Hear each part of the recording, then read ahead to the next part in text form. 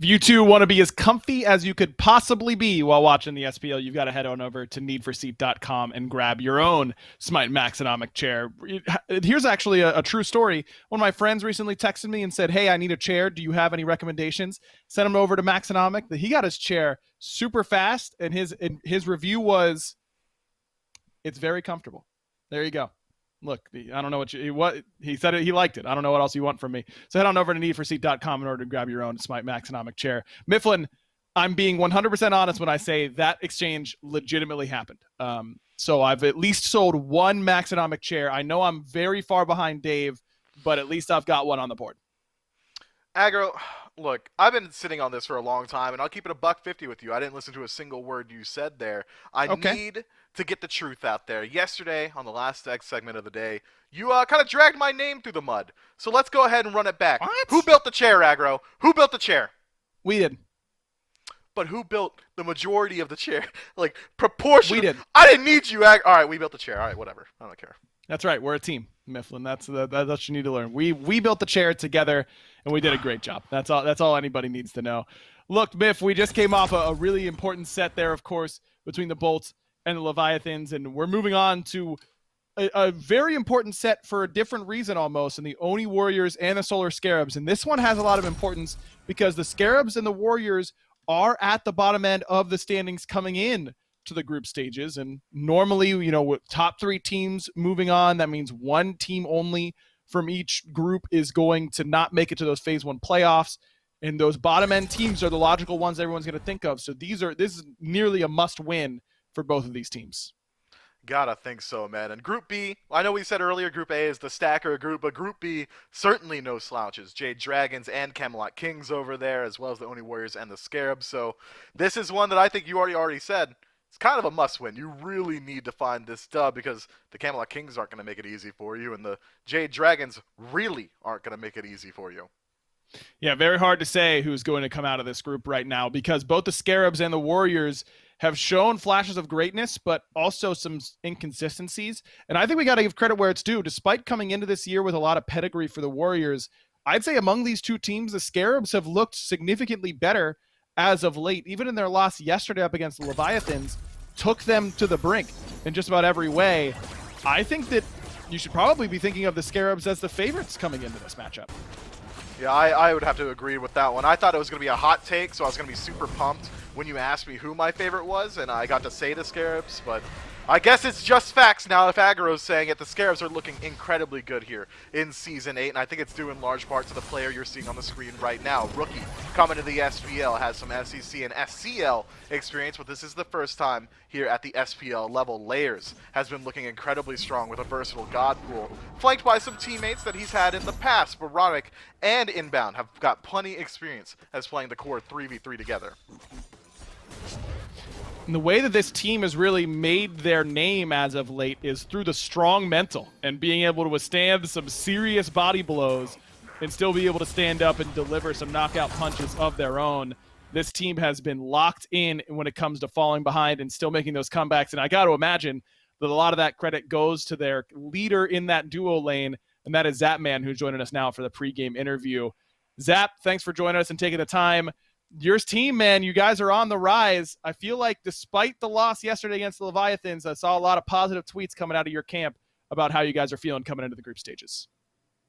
Yeah, we're feeling good about taking a game off the Leviathans. They are pretty much the epitome of just a team. They work together very well. They have the game plans. You can see they're always on the same page. So also the 2 weeks off kind of hurt us being a new team, maintaining consistency in the league and maintaining kind of that mental focus and not just playing ranked all day was a big part of it. So I think, that first game was kind of a wake-up call for us. And then we kind of got back to playing well together in the second game and, just fell just short on the third game. So we're happy with our performance. Well, Zap, you heard Aggro and I saying that this is essentially a must-win set here up against the Warriors for you. Is that how you're approaching it? Do you really think this is one that you have to take, or do you like your odds up against the Kings or the Dragons? Yeah, no, I think we're going to treat every game as a must-win. We're going to put that kind of put those games on a pedestal and make us try to perform at an elite level. Zap, what have you seen from the Warriors so far this year? I mean, obviously they're talented and have a lot of pedigree in terms of the past performances, but this year they really have not been able to put it together. I feel like I've seen a lot of tilt from the Warriors, to be honest. I feel like the ping is getting to them a lot. They're, I don't know, Dart has made tweets about it where he's like, just the ping is affecting him mentally, can't make the kind of plays he wants to make. And Fred being all the way in Denmark, right, he's plays with us a lot. So I think the ping is just probably getting to them, for better, for worse. And I kind of feel for them in that sense. Feel for them, but I don't think that's going to stop you from trying to take their lunch money today, Zap. Hey, good luck today, man. Thanks for the time. Thank you. That's the ADC there for the Scarabs and Zap, man. And Mifflin, I think that he's probably right. You've seen a lot of these tweets from the Warriors about how much the ping has affected them. I think it has clearly affected this team, but I don't know. I expected it to affect them, not to the point where they're coming into the group stage as the 8th overall seed in the SPL. No, I did not think it was going to affect them that direly. And it's not just them that is affected by ping. You got the Valkyries out there that have got plenty of players overseas. Even the Camelot Kings inside of Group B have a couple players across the pond as well. I mean, when you look at the Oni Warriors and just the name recognition on this squad, I think it comes with expectations. Guys like Nika, Cuvo Fred, Dardes, Neilma, Vote. These are guys that you would consider some of the best at their respective roles at certain points in time. But here in Season 8, they really have been stumbling. Hopefully they're going to be able to start to turn it around because, frankly, they're running out of time here in phase number 1. Of course, this isn't the end-all, be-all. Worlds isn't until a couple months away. You still got time in order to put it together, but I think the expectations for this Warriors team do not leave them where they currently are in the standings. And for me, I've been looking a lot at what their mid 3v3 has been doing or not doing a whole lot of so far. Yeah, Dardes has been certainly struggling on the mid, and it's not even reasons you would expect, right? Like, towards the beginning of Season 8, he was still able to get some of his signature picks. The Aphrodite's been coming through pretty consistently. He's been going towards that Morrigan. But even at his best performances, it hasn't reached the same heights that we saw from him in Season 7. I think that's also got to be accredited, as that man said, to a little bit of the ping issues that he's been having. But overall, it's just been very quiet performances from the mid laner. So far, Neil Ma has also suffered a little bit from that. I think that when you're looking at the positive end for the Oni Warriors, Nika has been a bright spot. Vote, when he's allowed to play the game, has been a bright spot. A lot of teams have spent their time and energy trying to keep Vote out of the game and not allowing him to be that carry for them. I think I'm looking at these side laners for the Warriors. Can Vote be able to stay afloat with all the pressure that he's almost certainly going to face? And can the same be said for Nika over in that solo lane? Well, Nika's been doing it pretty well consistently throughout this year. I think he is the one shining hope for his team in that he's playing some pretty hyper carry gods out of solo, some fantastic performances on Tsukiyomi out of the short lane as well, and he's been able to transition it to his team incredibly well, just spreading that wealth, rotating to early team fights. So if I'm the Warriors right now, my entire ideology is, all right, let's get Cubo over there, let's make sure Nika's comfortable, and hopefully he's able to spread the wealth to the rest of us. We'll see if Solar Patrol can withstand that treatment as we get ready for picks and bans for game number 1. Again, a very important set between these two sides, knowing that a win here sets them up nicely, but a loss makes it so they've got an uphill climb because the remaining games for these two teams are the Camelot Kings and the Jade Dragons. Certainly no slouches in that room. So we head on over to picks and bans. Solar Scarabs in that first pick position. We've seen teams start to experiment with leaving things like the Athena open. I don't know if they're going to do that here necessarily up against either of these squads. Yeah, both of these teams have incredibly talented Athena players between Inbound and Neilma, so wouldn't be surprised if that one gets banned out immediately. Generally going to be banned out by the second pick. So the Solar Scarabs, look, we already identified that the best piece on the Oni Warriors, the most consistent piece rather, throughout Season 8 has been Nika. I'm expecting the Scarabs to potentially toss some targeted bans his way. Could be the case. Both teams taking a little bit of time to think it over here for the top end of this. We've seen supports also be a big matter of contention, I suppose the way I want to phrase it. I mean, not only just that Athena, but the Yamoja, the Ymir. We see these picked up pretty often. The Sobek early on. We'll see if that comes to pass here in game number 1 of this set, as Athena is taken off the board right away. Alongside that, Giannis Baronic continues to have that respect ban thrown his way. Yeah, he just looks so much better on the Honest than his second best pick. He's got the hurry win syndrome, doesn't he? Just a little bit of a specialist out of the mid lane on the side of the Scarab, so it makes sense to me that the Oni Warriors are going to toss some respect his way and continue to do so with a Tiamat ban as well. In interviews, a lot of players have said once going up against the Scarabs that they want to target some of the newer pieces to this roster, make them feel a little bit off balance, and in the past, Baronic has been name dropped as one of those links that you can really attack through the P's and B's, and the Oni Warriors seem to be sticking to that strategy. Scylla, the ban here by the Solar Scarabs, taking that out of Dardez's hands. And with that Sobek ban, that does mean that Yamoja is open. Inbound has shown that he's willing to go to it. He played it yesterday up against the Leviathans. But there's plenty open as well. Ymir among them. But it is going to be the Yamoja. All of a sudden, guys like Rongu making her look like she's top pick, top ban once again.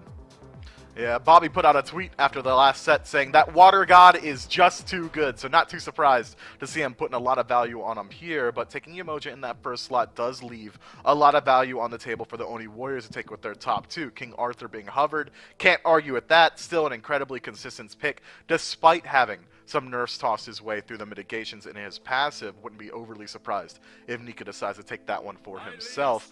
And then potentially take a peek towards the Hunters. Every single Hunter in the game still available. There's been a decent amount of emphasis on Heimdall here. It's a god that the Solar Scarabs have been having a lot of value on in the past, but instead it's going to be the On Her locked in, which has a pretty decent matchup into the Heimdall, if that's what the Oni Warriors are looking to do.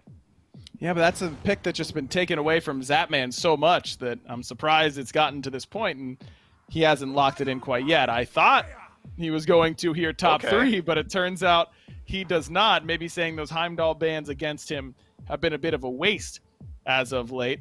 We'll see if that's where he wants to go later on in the draft, should he be given the option. But Kakal and Merlin, two gods that we've seen a lot of recently, Mifflin, and to pretty good success. Yeah, a strong solo island god inside of Kakal and Merlin. I mean, we just casted a set where Ven kind of proved to everyone why Merlin is still in the meta, so I think there's much we need to say about it, aside from its phenomenal burn potential on objectives and gods. So far, the Solar Scarabs core 3 here is incredibly strong. They're going to have good objective fights because of the burn potential that Merlin brings, as well as the sustain that Yamoja has, and Kakullan can be left alone on that island, creating space for the jungler to move his way into the dual lane if they so choose. I'm surprised that the Oni Warriors don't elect to ban the Heimdall immediately, but they still have the potential for it. Zapman having 3 out of 5 wins, or 3 wins out of 5 games on Heimdall, and it is going to get banned away here by the Warriors. So he's going to have to go slightly deeper into the God pool. We saw him break out the Hachiman yesterday, not something you see too often in Season 8, but I wouldn't be surprised if he goes towards the Jingwei here. Jingwei, Chiron also available, and Chiron really has kind of taken the league by storm as of late. I would be surprised if he went out direction besides Chiron with the Circuit on the other side. That cleanse so good up against that CC chain that she's normally going to bring. See what if that's the direction he wants to go, but the Oni Warriors still have to make a pick for Dardez. No Morrigan available for him as that's been banned away. Could see something along the lines of what Big Man Tings has been playing. He's been playing more snipe-oriented characters in the Ra, in the Kukulkan. Of course, Big Man in a similar situation playing from Europe so far here in Phase 1. Dardez has kind of gone a little bit of a different direction with a lot of the plays that he's going. Might have to see him pull out something a little bit different this time around. This is a composition that I think that could lend itself to the signature Dardez Aphrodite. Circuit goes in with the Cobra's Kiss. Well, now back off works pretty well. You've got 2 incredibly tanky frontliners inside of Cerberus and King Arthur, both fantastic kiss targets as well. This could be a situation in which Dardez has sneakily set himself up for his signature pick. Could be the case, is that Cerberus anti-heal is going to be felt pretty heavily by that Yamoja, I'm sure. And it's Tsukiyomi for layers. We saw him on the highlight reel playing this god. We know he's comfortable on it. This is definitely one of those picks that scales very well into the late game, and a lot of Scarabs games are going pretty late these days. Aggro, I can't lie to you, man. You talked me into that Chiron pick. I know I called out the Jingwei earlier, but Chiron works really well into this draft. Not only is it strong into Cerberus, but it works up against Serket. On her's Pillar Stun only knocks onto one target. Pretty easy to find the cleanse there. But instead, it is going to be the Jingwei locked in for that additional safety. Wouldn't be surprised if we see him go for the more standard crit build that's been ringing its way through Season 8 through the entirety of the year here. Or potentially could even adjust the build slightly to go for that tank buster, considering how strong the front line is on the side of the Warriors. Weren't you telling me yesterday that Ellie doesn't know how to bark? She's defending the home with great ferocity here, Mifflin. Look, she doesn't know. I can't make her bark when I want to, right? Because like I try and give her a treat because I'm trying to teach her how to speak chat on command, but I can't do it. So like, what am I supposed to do? Get a friend to bring his dog over and have him walk around beside my house? I don't think that's going to be a great way to teach her. But yeah, this is the only time you'll hear her barking, and it's only when I'm casting. Well, hey, that's the way it goes. She's looking fearsome, and hopefully Cerberus is able to match that sort of ferocity that Ellie is bringing to the table right now. The Raijin pickup is the call here for Dardez at the very end of the draft, and Raijin has seen a lot of bans as of late. Are you buying into the Raijin hype in the mid lane right now? I think Raijin's really good, man. It's just that versatility of the ultimate. Do you want additional burst potential to maybe finish off one of these objectives or a god? Do you need a little bit more CC? Do you want to use the fear to peel for yourself? And then, with how prominent sustainers have been inside the meta right now between Ra from BMT or Yamoja picks, no better mage applies Divine Ruin like Raijin. That Raiju can rip through an entire team fight, bouncing between targets and applying that dot. Anti-heal, going to be a big play for him. I'll say, Miff, Ellie might not know how to bark, but she knows how to play for the camera. She was going off in the background right there, and I absolutely love to see it. I love to see Game 1 coming up as well, because we got a great caster pair coming at you. It's Gormizer and young Sheldon himself, Dave Olsen. Right now, I get as the laugh pierces my ear hole, I get a chance to defend myself.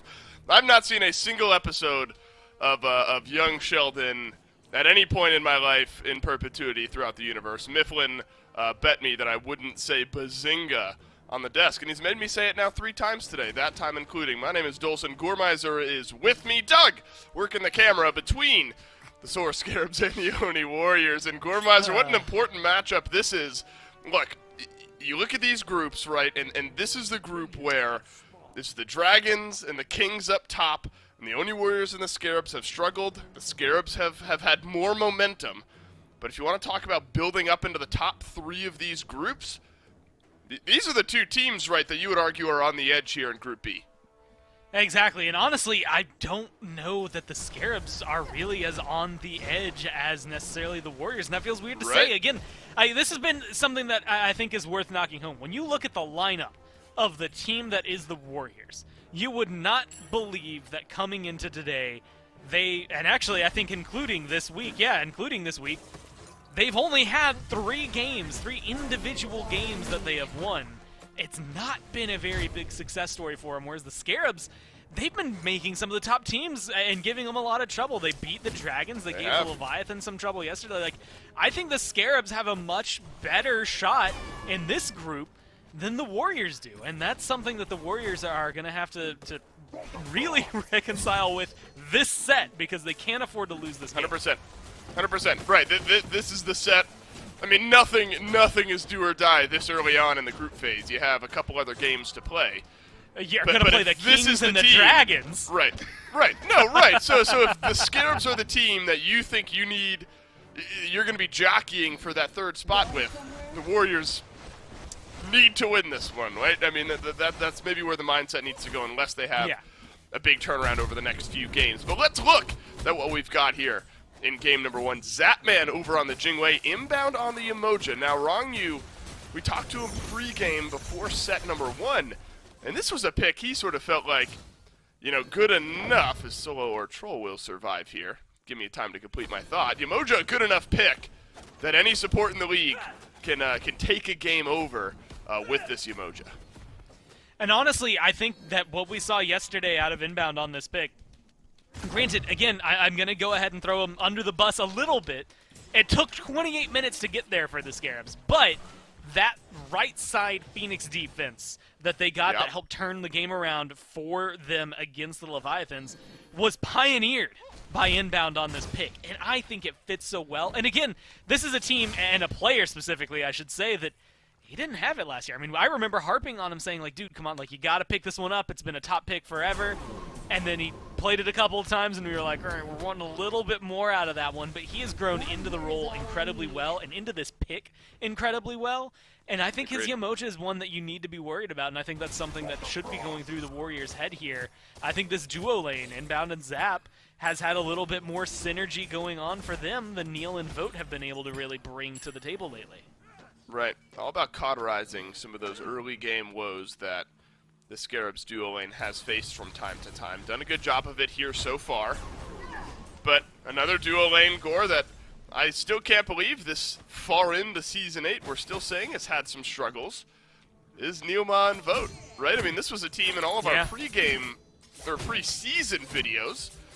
We're assuming a top 3 squad. You got a couple back-to-back world champs. Or you got one, you got Kibo Fred who won one, then you got Nika, Dardes, and Vote who were on one of the top teams all year long. So this duo lane, you know, really the team in general has struggled, but Numa and Vote, you maybe start to turn some stuff around there, and this Oni Warriors team will be much better off. Yeah, and not just, I think, in the duo lane. Like, I think Cuvo, unfortunately, I mean, this is very similar to last year. In he's general, had a pretty team. slow start. Yeah, the whole team. Nika, I actually think, is immune to that. He has had a very phenomenal couple of games. His Tsukiyomi solo comes to my mind. Like, he's had some really great performances, and I think that's something that they're going to have to rely on here. This King Arthur's a good pick for him.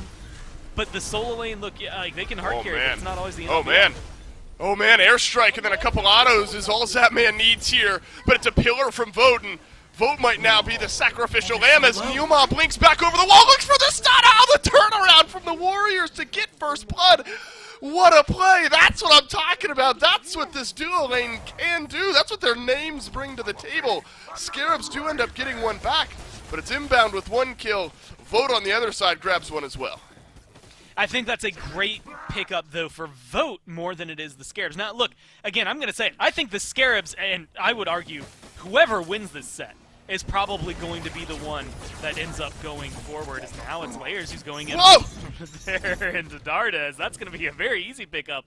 Narrow, though, to escape. But I think whoever wins this gets to go to playoffs. Whoever loses this, I would argue, is the one that doesn't, right? And again, like you said, there's still a lot of games to play, but I think that's the weight this set has. I really do think that the Scarabs have a better chance than the Warriors at beating a team like the Dragons again, It'll or require an upset. beating something like the Kings. But yeah, it'd be an upset nonetheless. I think the Scarabs are more well-equipped to handle that, though, versus what the Warriors are bringing. So I think if the Warriors lose this, they might just be out of it. So they need that pressure. They get that first blood. It goes on to Vote. It's a very good kill. Even if he ends up losing his life, just because he gets that first blood bounty and Inbound gets the kill on the other side, it makes it a little easier for them. And had they not lost Dardes since I had formed this thought, I'd say that it's a good start for the Warriors. But you can see the farm falling out of their way, and I think the control of the game, if Layers can continue dictating the pace of things like that, it's going to slip out of their hands pretty quickly, and they don't want that. No, and you know, this is the type of group Gore I don't think too far-fetched.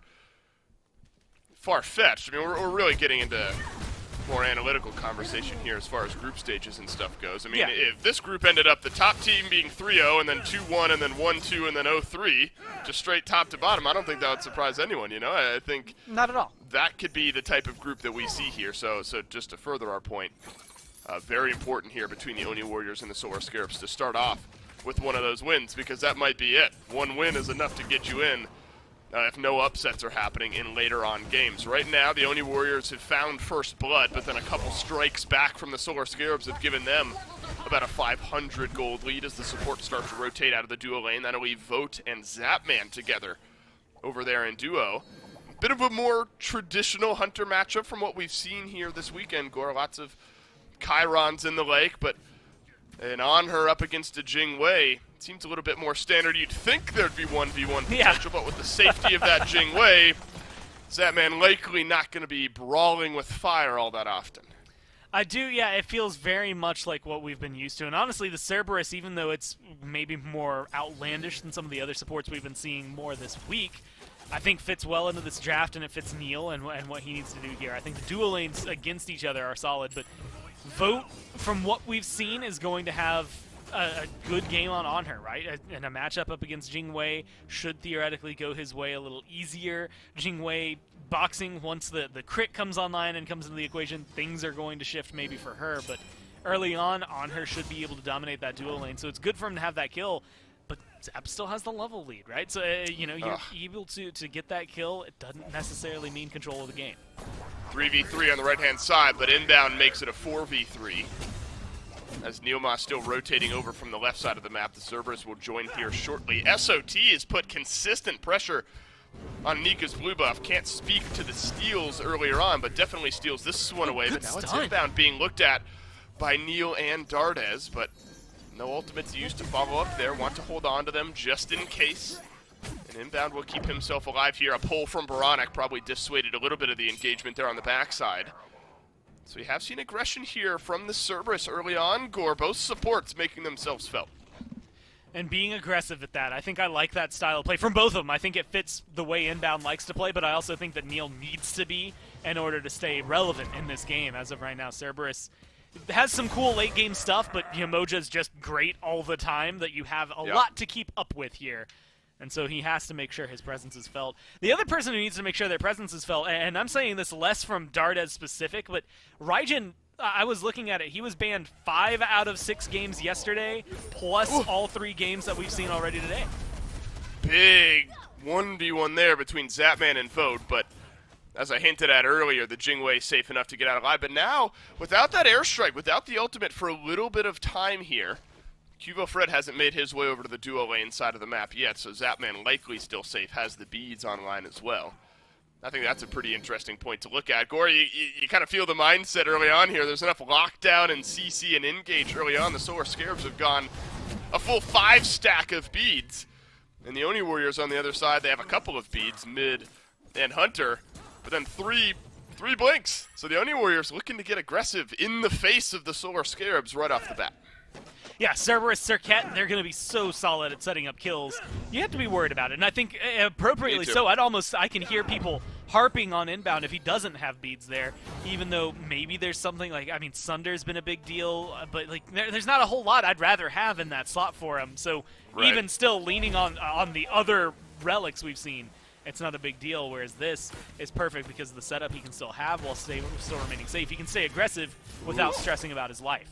Quick on the beads is Vote. Zapman still without that airstrike. Vote without the Desert Fury. Similar cooldowns on both of those. Now Layers, first jungler to really show face here on the left-hand side of the map. It's a purple buff invade secured by the Solar Scarabs, and Inbound will rotate over to pick that one up. Unfortunately, not really much the Warriors can do about that one. Zapman gets his beads burnt on the back end, so small consolation prize, but remember, Vote had to use his beads just a bit earlier on, but now Cubo Fred being looked at, deleted by Layers and Baronic. Blinked and you missed it, and Cubo Fred shuts his eyes for the next 25 seconds. And that's going to make a lot of openings, potentially for Layers even, to get aggressive here. At least into the jungle, you can already see he's going for an experience camp steal. And, I mean, I'm looking at this versus Cerberus. The worst-case scenario is the collapse, and it looks like he's going to be able to get out of there in time for that. So maybe he doesn't get to strip away the jungle he would like, but that's the kind of play that the Scarabs are bringing that is realistically, I mean, that's what you need to do to be a top team, right? You need to recognize where your openings are and go for it, but also recognize, as Layers did, when the time to pull out is. You don't want to sit up there and absolutely get ganked, 3 people come in, you lose your life, and you're like, man, now I'm the fool. I'm the one who's out for the next 25 seconds. But you also are making sure that any little advantage can turn into a lot. And it's, again, amounted to about a 1,200 gold lead for him. That's pretty solid for, what, just 2 kills more than what the other team has. No gold fury that's been taken. It's enough to really mount things up. And it's 3,000 experience. Like, that is a very tangible and, like, you feel that lead. Most of it's there in mid, but a little bit there for your carries as well. I really like the way the Scarabs are piloting this early game. Yeah, Baronic has come to play here today. A couple of assists from Layers over there in the mid lane, but the Merlin 1.5 levels ahead of what the Raijin has been able to do so far. Was 2 levels just a second ago. And we've seen this rise of this Merlin pick. It's been a lot of Venenu and Shinto, but Baronic has thrown his name into that hat or into the ring as well. Neilma takes about half of his HP, but with the way that this build goes, you get some early stacks on that Charon's coin. Looks like a little flat penetration, maybe Spear of the Magus after that. Veronic's going to be absolutely swinging, benefiting from early advantages here. Goodbye, Neoma, as the Solar Scarabs bring 4 to the purple buff once more and find an opening kill. What a good Riptide from inbound. Even though that doesn't kill off Vote, it forces him to awkwardly leave the situation, and then he can't really get back in without putting himself in a bad spot. And then a good burn onto Neil, a good turn and burn onto Cubo, but now inbound maybe a little bit too far forward. Inbound uses his beads. Raiju over onto Veronic in the back, but Inbound starts to walk right back towards the Oni Warriors, who immediately turn tail and leave. Now it's Gold Fury started up here. Inbound half HP is going to separate the Oni Warriors. Stun connects over onto Nika. Steal potential. Steal confirmed. The Nika walks right on through, takes the Gold Fury away, and now Cubo Fred scatters to the wind. The Solar Scarabs left that one up for grabs. And the Oni Warriors thank him for it. Not fully back in the game, but it buys the Warriors some time. As much as I liked the ult from inbound a little bit earlier in that fight, that is the reason that's able to go the way of the Warriors. He did nothing to really peel with at that point. And unless SOT was going to be the one who walked forward, nobody else was really creating enough zone, unfortunately, there for the Scarabs. Warriors recognizing their situation pretty aptly to get in there. And I would argue at a 1 in what feels like at least a 1 in 10 at most, right? A 10% chance of getting that. Like, it doesn't feel like you're going to be able to walk away with a Fury. But Nika showcasing exactly why he's worthwhile. Helps with the gold, doesn't help with the experience.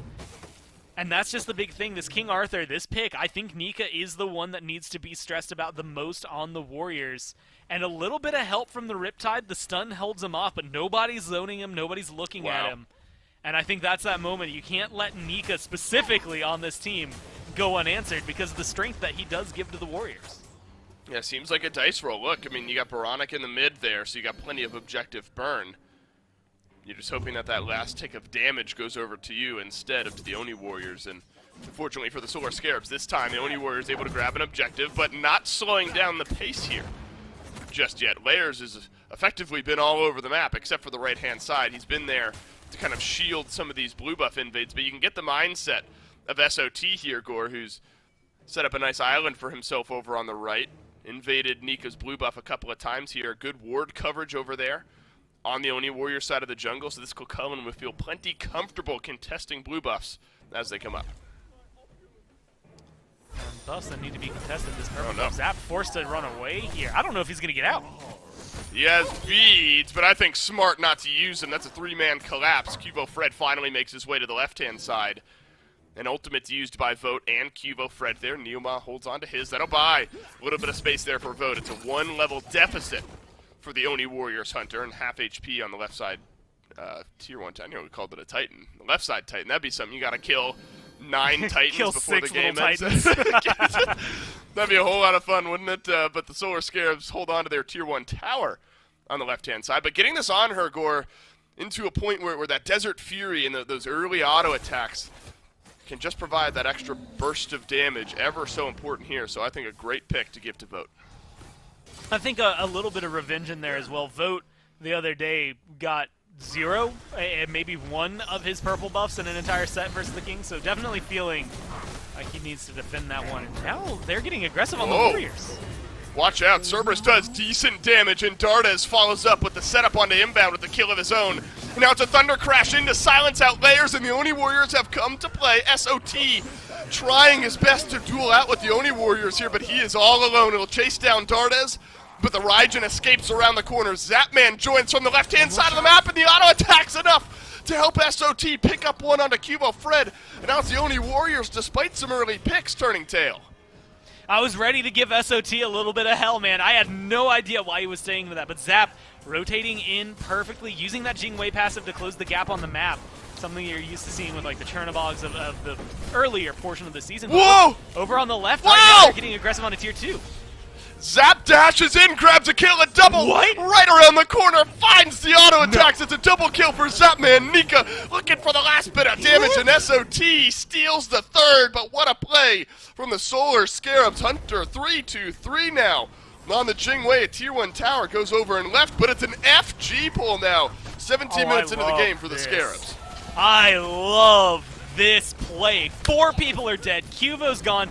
Vote just got pushed off a tier 2 tower by inbound. They got it. You know you have some room Cubo's not going to be here in time. That is great play from the Scarabs. A really good retaliation. Like I was saying, I was going to give SOT a little bit of hell. I had no idea why he was sticking into that fight, but that rotation from Zap comes through at what I would argue now was the perfect time. And as you had highlighted earlier, when he didn't burn his relics in that gank over there in duo, pays off dividends here, gets the 1 kill, uses his ult, drops down, but watch the Aegis timing if it shows that right here he goes into that Aegis just to stay alive. Like, that shot would absolutely ruin that run for Zap and cause things, that, at least the Fire Giant, not to happen.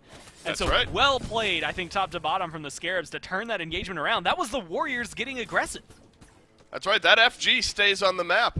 If Zapman goes down there in all likelihood, the tankiness just enough, the DPS just enough before Cubo Fred was lurking close by. So now the Solar Scarabs, it's been this roller coaster of a game where the Oni Warriors grab first blood, Solar Scarabs answer with a couple. It looked like a great start to a fight for the Oni Warriors, a 2-for-1 trade. And then the Solar Scarabs, SOT, and the rest of the gang were able to find the big kill. Solar Scarabs this time, make no mistake on the Fury. It's Primal Fury this time that goes down. So now with FG Buffcore, this is such an early Fire Giant. Normally you're wondering, maybe they siege left Phoenix, maybe they go towards mid, maybe they go towards right Phoenix. You've got every non-respawning objective still left in the game. So this map is for the taking here for the Solar Scarabs. You're sowing the seeds for later on sieges. Definite potential for a Phoenix here. It depends on how hard they want to commit to one, but at the minimum, I want, 4 or 5 towers gone, right? You've got a little over 2 minutes right now. You can either hard commit to a Phoenix and leave, let's say, 4 or more, maybe even slightly less towers left, or you can go for a complete tower clear out. Get a lot of gold in your pocket because of it, and that is really where the win could come from. Yes, getting a Phoenix is really solid, but I like the idea of really picking up all these tier 1s. That's going to give you 1,500 gold, and picking up all the tier 2s, another 4,500 into your pockets.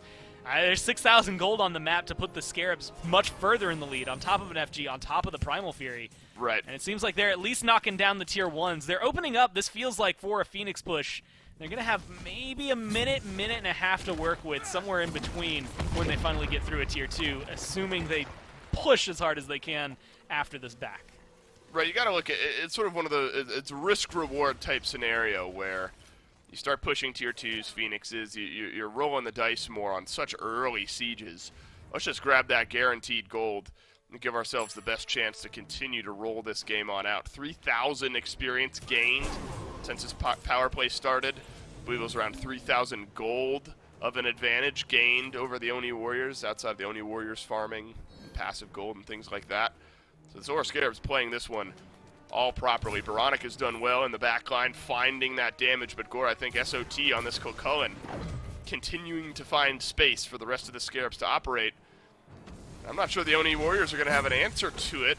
They might want to defend this tier 2 tower, but that might be ill-fated. It's only Nika and Neilma here for now. Dardes in the background holding onto those Tycho drums. That'll be a big burst of damage, but it's a bit of a soft defense here. Everyone stays alive. SOT uses the beads. He'll stay alive, despite the Stygian torment from Neilma. I like this positioning, this aggression. I think it's a good opening, but they only have 20 seconds to work with here. It's very dangerous. Whoa, vote with the Desert Fury. The last bit of damage grabs Zapman, and here come the Oni Warriors. This is what I meant by risk-reward layers. Piercing Moonlight, the last tick of damage. Gets it on the Cubo Fred, but it's put the Tsukiyomi in a bit of an awkward spot, and who else but Nika to grab the double kill? Could it be a deicide 21 minutes in? Stun, locked down onto Baronic. The Aegis will save the life of Merlin a little bit longer. Inbound through his own Riptide. Back into the back line. Nika with 3, Vote with 2. Deicide for the Warriors. I mean, that's going to be able to get a lot for them. They might be able to get a tower, 2 towers down. That Fire Giant is going to respawn just after the first couple of kills there. We're going to see Zap come back, SOT come back, and I think Layers is going to make it back just in time for the FG respawn. But can they contest it is really what I'm worried about here. It's going to be 2 to 3 seconds. I think maybe it was like 6 seconds after the first respawn here. And that's a very narrow window. Look, 22 minutes in, you get a big team fight like that. I think that's more overzealousness from the Scarabs. The Warriors really able to capitalize on them getting aggressive towards the Phoenix there. But it's going to put the Warriors in a good position to start knocking down some of these towers after they get an FG. But it looks like it's going to take slightly too long. There at least is going to be SOT in the neighborhood to worry them over this FG call. Gold Fury will be back in around a minute's time here. What's really tough there, you know, Darda still has both of his actives. Vote does not. Similar circumstances for the carries on the Scarabs. Baronic has nothing to work with. Zapman only has his Aegis that he had to use just now, and now Nika chasing down Zap, who will barely survive thanks to the airstrike. And look at Layers into the backline he goes thanks to the piercing moonlight. Dardes keeps himself in the fight. Aegis gets used by the Raijin as SOT lets out a roar, but Nika back in on the chase down. Cubo Fred looking for the re-engage, but immediately right back out. I mean, most of the relics at this point are gone, but Dardes still has his beads, and the health bars on the side of the Warriors are a little more favorable, but that's where Inbound comes in, right? Healing coming from this Yamoja. Zap as well, being able to live through that, gets to back, full bar, come back in, Jingwei passive, he's back in the fight easily. Yeah, good point. He can get aggressive on that. Whoa, crits flying through, and Neoma eating most of them. Vote locked into place, but will leap out and away. Ah, but the ice from over the wall gets it. The opening kill for Baronic, but immediately answered back by Dardes. Nika, Cubo, Fred. The pins are falling, and it's the Oni Warriors knocking them down. SOT, he'll transform here. Maybe a saving grace as Dardes gets stunned against the wall. The roar gets the damage, but Inbound will go down. It's a double kill for Cubo, Fred, and SOT. The last man standing up against yet another maybe deicide for the Warriors. I mean, there's 3 left, but 2 are low. SOT doesn't have a lot of damage, but I could see him coming out with another kill here. I don't know. It's going to be a close call no matter what. What a long brawl this is, but it will be the deicide. 24 minutes into the game, the second one of the game for the Oni Warriors here, and takes a little bit longer when Dardes and Vote aren't on the map. So the target selection obviously good there for the Solar Scarabs. You get both of the carries. Unfortunately, Nika is having himself a game and a half, 6-1-6 on this King Arthur. Cubo Fred has shown up in the right time. Neoma looking like he's playing well as well with 0-2-13 on the Cerberus. Everyone from the Oni Warriors surging through in that fight. Looked like the Solar Scarabs had some leg score. But the Oni Warriors' survivability later on really made a difference. And they made some pings over here. Everyone, save for SOT, is respawned at this point, but are they going to go for an FG? I mean, Nika is like the guy to kill. If you can get rid of him, you're going to be fine, but there's enough presence. Well, I thought there would be enough presence. Merlin's on the other side alongside Zapman. Once that audio cue comes through, Zap is either going to need it back and come over, or that's going to be a go button for the Warriors. Can the Warriors burn the FG in time? The answer looks like yes. That's an interesting call. Nobody here from the Solar Scarabs will be able to contest the FG. Now, it's hard to dissect exactly what's going on in the Solar Scarabs' mind there, Gore, but take your best guess. Do they realize that if they do the Gold Fury, the Oni Warriors are just going to get FG? Maybe that's a sense that the Scarabs just don't feel comfortable fighting with the FG right now. I think it's one of these weird, and it has to come down to the balance of things, right? They just had a very monumental lead. They cleared out, 4 towers in their Fire Giant push and had what felt like a very, not insurmountable gold lead, but a comfortable cushion there on the Scarabs. And it was comfortable enough that they're still technically ahead after 2 deicides, but it's not been the best fights for them, not just around that Phoenix, but the last Fire Giant fight, and they did not have, going into this, the beads available for 3 members. They just came up there for Baronic, soon enough going to be coming up for Inbound and SOT, so I think it's one of those things that was safety. I think even Zapman was missing his Aegis at the time as well, so a lot of things that were on cooldown no longer being on cooldown. I think they trust themselves a little more in their defense. They've got a lot of towers, there's a lot of cushion. But this is a great spot for the Warriors. 2 amazing fights for them. They get 10 kills across the board, across 2 of them, with perfect wipes. And now they're in a position to start knocking down some towers, but they're being a little slow in the aggression. Granted, 2.5 minutes is a lot of time with a Fire Giant to work with. Tier 1 and mid should go down. That Tier 2 over there and left should go down because of how low it is. And the Scarabs right now are more at risk of losing a Phoenix. But unless they deicide a 3rd time, they should be able to hold on at least for another Fire Giant fight. Zapman has completed his build here. Sold off Starter item, picked up the Shadow Steel Shuriken. Not something we get to see all that often.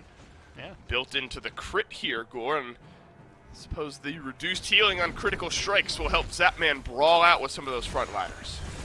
Try to help keep them locked down a little bit more often. We've seen it a couple of times. I think this is the 2nd time this week I've seen it locked in, just because of the anti-heal that it can give you. We'll see if it ends up working out for him. I'm actually kind of surprised to see the stands being at these tier 2 towers right now for the Scarabs. Right, Neil is the one who blinks forward looking for the engage, but SOT on this Cullen has created infinite space throughout the course of this game and just a little bit more. As the Oni Warriors cautiously take down the tier 2 tower over there on the left. Still plenty of time on this FG, a minute and a half or so remaining on the buff itself, and then a minute on the back end of that will provide the respawn time for these teams to catch their breath. Just making sure to pick away as much of this jungle as you possibly can. And Neuma continuing to work forward here, Gore, without that blink. Engage mitigated a little bit, but still has the leap to get in, find a good Stygian Torment. What I really like, though, is the Scarabs are playing to the clock, right? They have a minute left now on this Fire Giant. What was 2.5. They've gotten 2 towers with it. It hasn't necessarily been fruitless for the Warriors. Whoa. But now they're going to get aggressive. This could be a good fight for the Scarabs.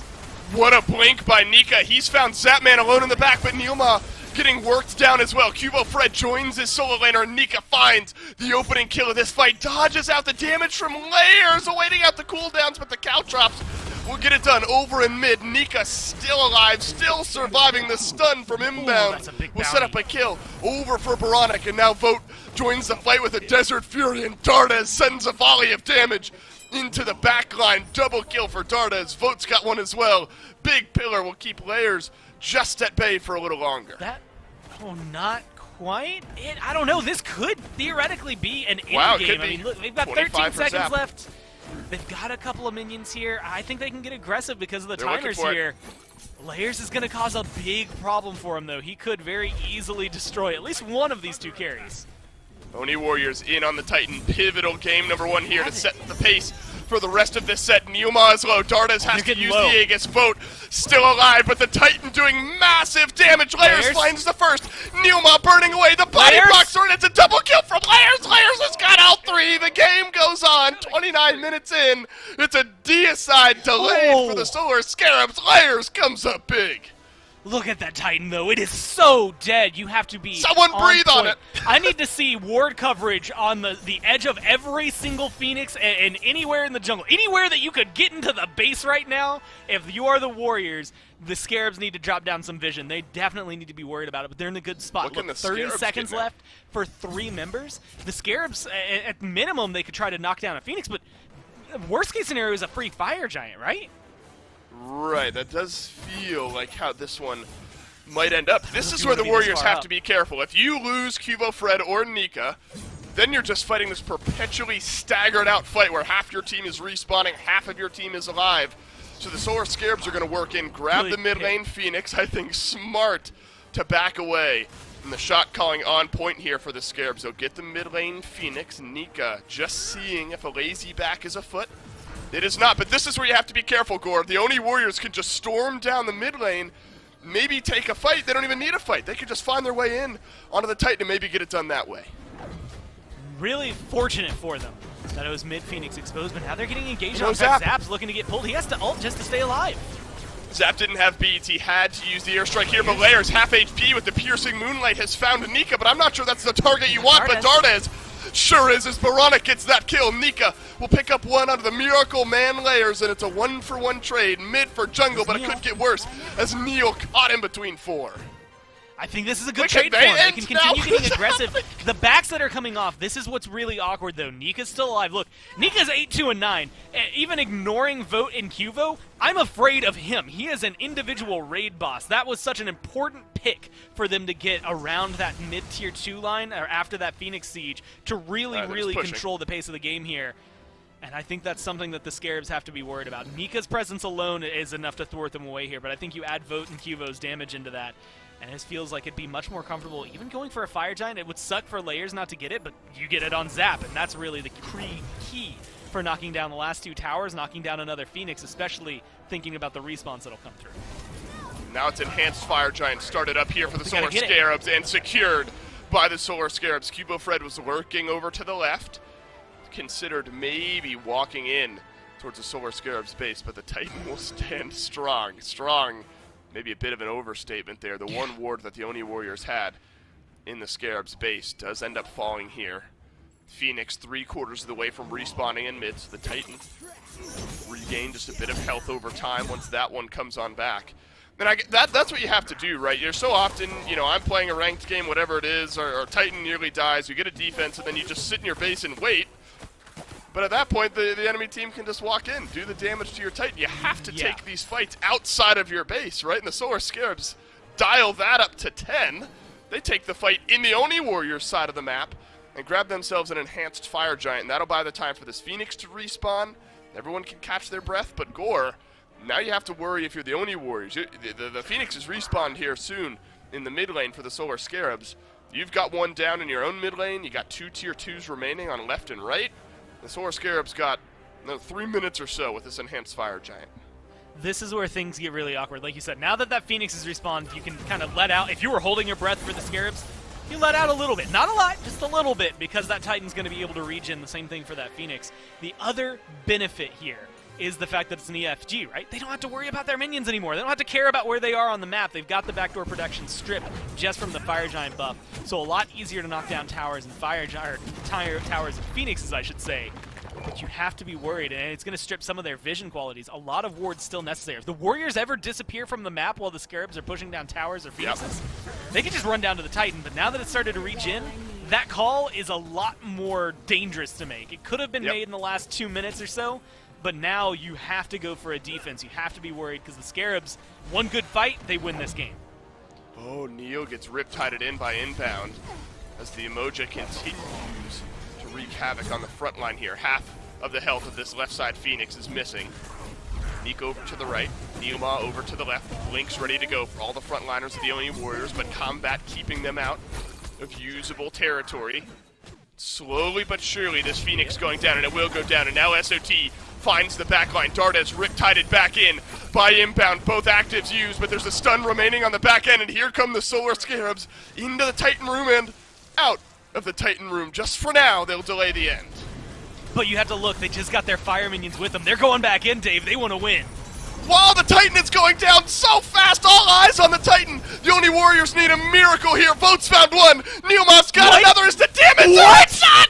Are you kidding me? Now the Oni Warriors survive. They've got a deicide minute on the death timers, and they can go down the mid lane. What the hell is going on, Gore? What is happening? I mean, like, this is one of those moments. Now you just run it straight down mid. There's a weakened Phoenix there. You knock it down. That Titan, it's gone back up to 3/4 health. You have to stay grouped up here, and you have to do it fast. I mean, 30 seconds. Look, there's still plenty of time to work with here for the Warriors, but they win, right? I'm gonna need to watch that defense again in slow mo. I literally cannot tell you what happened. It was just an absolute. I obviously couldn't either. Tipped it over.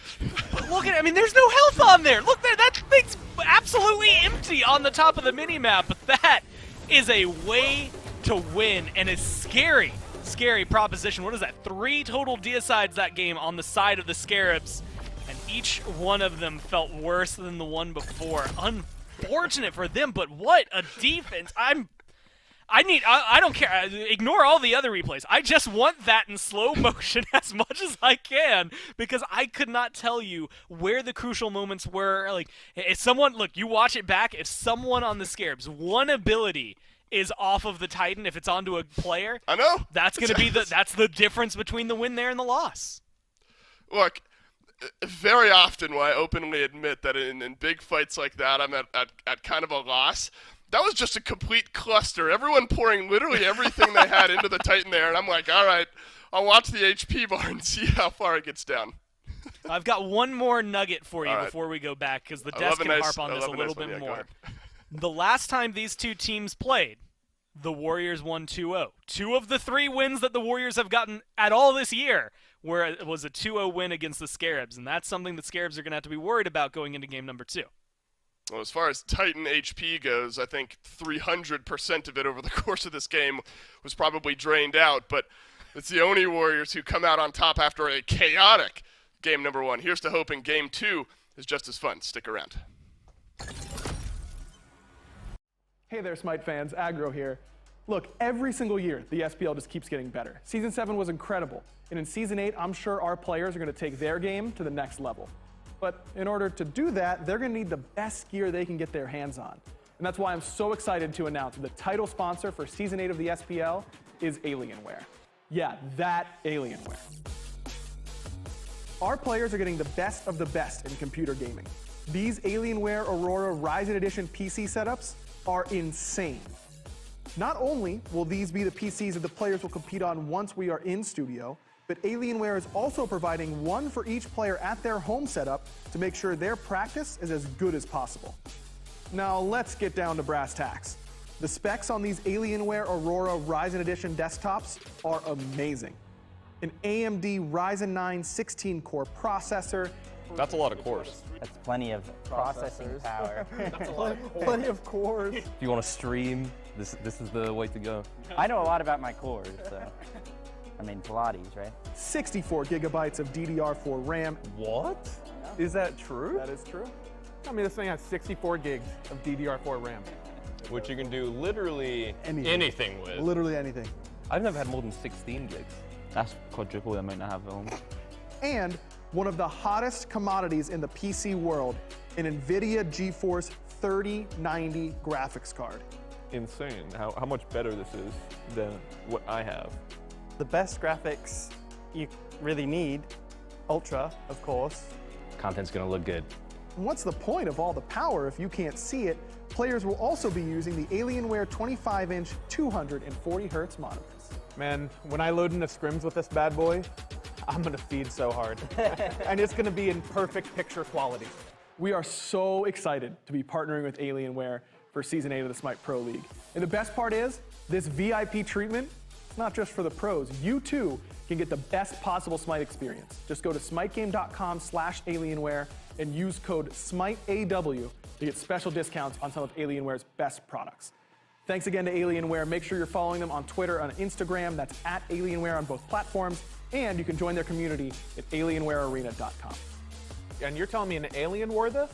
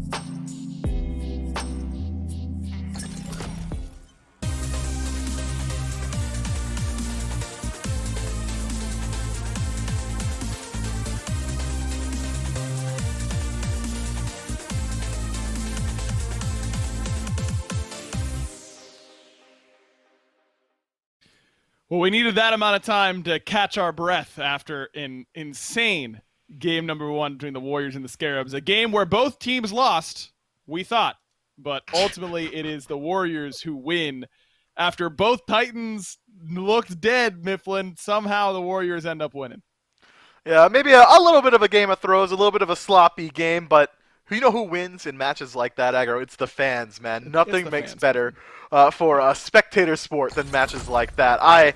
It's just an absolute treat. It's hard to say definitively why a certain team won a game like that, right? Because either team, with minuscule changes, could have absolutely changed the face of that one. But at the end of the day, we got to talk about it. The Scarabs walk in as 5 members with Fire Giant into the enemy base, and they don't take the Titan. And the only words that I can think to say are relic check. Somehow Zapman at the end of that, both relics still available and ultimate up as well. Gotta think just one of those might have been able to change how this game ended.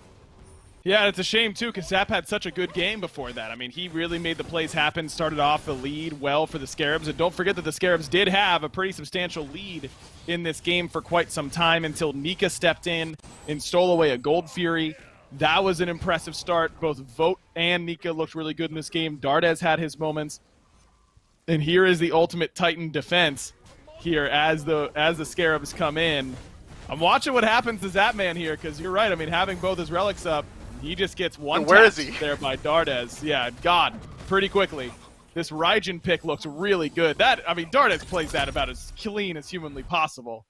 And still, it was barely enough in order for the Warriors to pull it out. But the Warriors had more than one opportunity to work their way into the Titan room. But Hindu Man came backstage yelling, top of his lungs, saying, wait, couldn't Cubo have just ended when the Solar Scarabs pulled the Fire Giant? So there are plenty of opportunities to at least attempt ends across the board. A bit of a sloppy match for both teams, but still, at the end of the day, an incredibly enjoyable one to watch. Neil definitely putting in the damage there as well. 14,000 for him on the Cerberus in a wild game number 1. These are tough, though, Miff. I mean, where you feel like you should have won maybe twice if you're the Scarabs, or maybe extra early there if you're the Warriors, to be able to bounce back mentally. I will say, if there's a team that I think could probably do it, it's likely the Scarabs. They've looked unflappable in the mental department. Yeah, nothing shakes these guys. And if you want to go all the way back to how that game started, it was the Scarabs kind of dominating the early game to a certain extent, and then the Warriors were able to make some miraculous siege defenses as well as Fire Giant team fights to really bring that one back around. And then the Scarabs were back in control, and then the Warriors were back in control. I mean, truthfully, I don't think any Smite game has ever perfectly embodied the phrase game of throws than that one. It was definitely back and forth, but both teams now need to reset and get in the right mindset for game number 2, because these are high-stakes games now in the group if you want to move on to that Phase 1 playoff. Of course, only one team from each group does not get to go, so you have to find your wins pretty quickly here. You know that the Scarabs are going to have to try and bounce back after that one. Overall, I think that when we're looking at the picks that worked well, the Cerberus for Neil looked good. Obviously, Nika looked fantastic on that King Arthur, but that should be no surprise. I liked Dardez quite a bit more on the Raijin than I've liked on some of his other picks as of late. Yeah, I think getting Dardez onto that Raijin should be a priority play for the Oni Warriors here in P's and B's, but just going broad scale, I don't think either team really needs to make broad, sweeping changes to their drafts, because both teams had opportunities to win game 1. Instead, maybe just emphasize getting a little bit more comfortable a pick onto Zapman, who even then played perfectly up until that very last second of the match. So maybe I just stick to my guns. Yeah, just run it back. Run back the exact same drafts and give us that exact same game again. Well, it's Athena and Nemesis, the first 2 bans by the Solar Scarabs. That seems pretty familiar to me. Tiamat, the ban by the Oni Warriors. Again, kind of sticking to the script, as both teams are just running back these bans thus far. See if the Oni Warriors want to switch it up. The game was so back and forth, I'm having trouble just remembering what we saw in the picks and bans, because it was so wild in that last one. But Yamoja rings true as that pick back here for Bobby. Man, they are just zooming through these P's and B's, aren't they? It seems like both the Scarabs and the Warriors are saying, yeah, I mean, the draft worked. The draft just straight up worked, so might as well keep it going. But here's the first adaptation. Chiron locked in on the side of the Oni Warriors. That's going to bring a little bit more early aggression into the duo lane, a little bit more pressure, especially around that level 5 point, but it does leave the Scarabs open to go back exactly towards what they had before. Yeah, right back to it. Kakul and Merlin, they're sticking to it. And Baronic had some really good moments in this game. I thought Solo Patrol controlled a lot of space. Warriors do indeed stick with that Serket pickup for Cuvo Fred. Not a lot of player damage in that game for Fred, but that's not really Serket's strength. No, Serket instead about finding that one bit of damage, that one opportunity to finish off a kill, or just facilitating the rest of your team, or controlling the farm throughout the early. Serket, not really one for taking those late game team fights, that AoE damage that is afforded by certain other junglers, similar to Tsukiyomi. So I think that this pick is going to fit Cuvo very well. He was able to find those picks, that proactive style, throughout the early in game 1. Might as well go back to it in game 2. Well, it was the Heimdall ban in that slot for the Oni Warriors, but remember, Vote had picked on her in the spot where he picked Chiron, so he switches it up, then they ban away the god that he ended up going with in that on her. So Heimdall is open. We've highlighted that pick quite a bit for Zapman during this season, and he's got the option to go back to it if he so chooses. The Solar Scarabs could also go with the full 5-on-5 run back, and they'll do neither. It is the Cupid this time around for Zap. A little surprised here, Mifflin. I don't know how much I like the Cupid-Chiron matchup. Feel like you should be able to just cleanse that Heart Bomb and the Mez right before it pops up. I think this should be a pretty positive matchup for Chiron if I had to guess. Yeah, it'll be decent for Chiron, but it brings a little bit more sustain into the team fight. You have some decent targets for your ultimate besides Chiron. Serket, that cripple field going to be very hard for her to deal with. Cerberus as well. But now, a swift adaptation from the Oni Warriors. Yeah, that no-play zone, the Fields of Love, yeah, it doesn't matter. Ra has slow immunity and additional movement speed from his passive. Should be able to ignore that one relatively easily. This is the first time we've seen Cupid here in Season 8, I believe. But Zapman is one to play, though, on unorthodox hunters. Wouldn't be surprised if he has something up his sleeve here.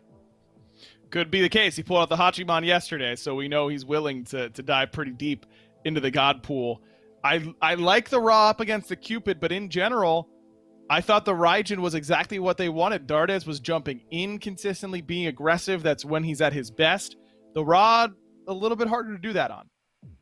But he does have decent CC setup to make sure the Searing Pain is able to ring true. Serket ultimate, very easy to follow up on. Stygian Torment to burn the bees and make sure that that Serket ultimate gets to ring true.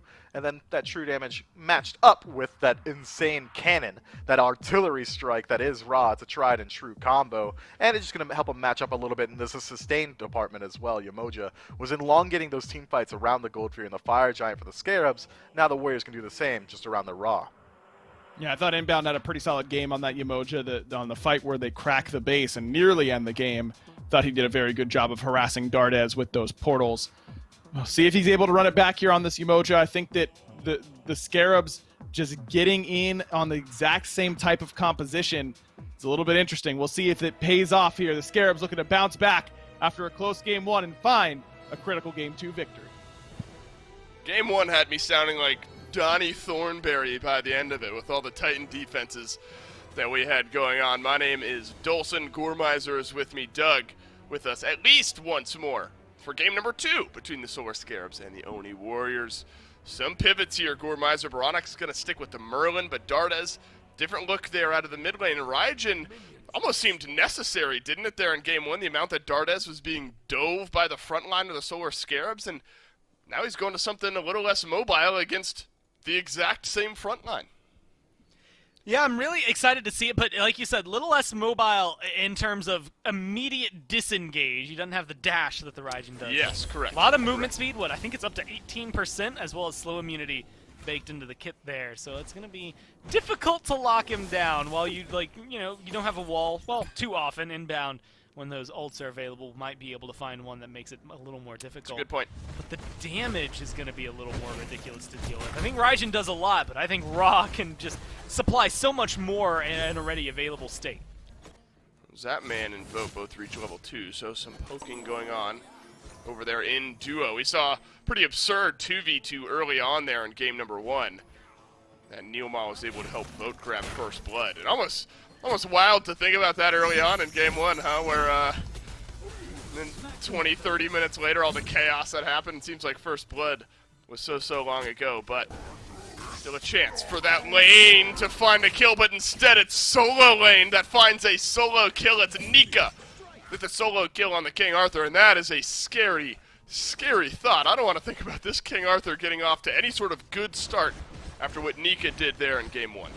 There was a good portion of those fights in Game 1 that the only reason the Warriors were still in it was strictly because Nika and this King Arthur, he's getting first blood, he's getting a small lead, he's getting some experience. This is not the way you wanted to go. I mean, Mifflin had even seemed like exasperated, flabbergasted, any other words you can throw at it, that they let it come back in favor of Nika here.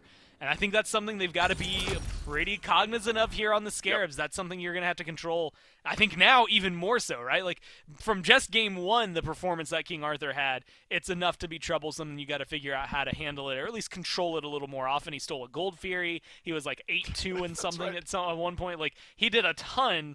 Now he's got a first blood on you. I think that there's going to be a little bit more focus from layers on that side of the map. Maybe some over there on the other side to isolate that Chiron, because it did feel a lot like Vote and Nika kind of pulled everything together, and while they had a string between them that was tight, everything hung on those two having a good performance. I think that's exactly where the kind of focus from the Scarabs should be. I like that Layers is already over here. I don't know if it's going to be an early gank, but I think this right side of the map is going to need not even help. I think SOT can hold his own, but I do think that they're going to need to look at shutting down Nika.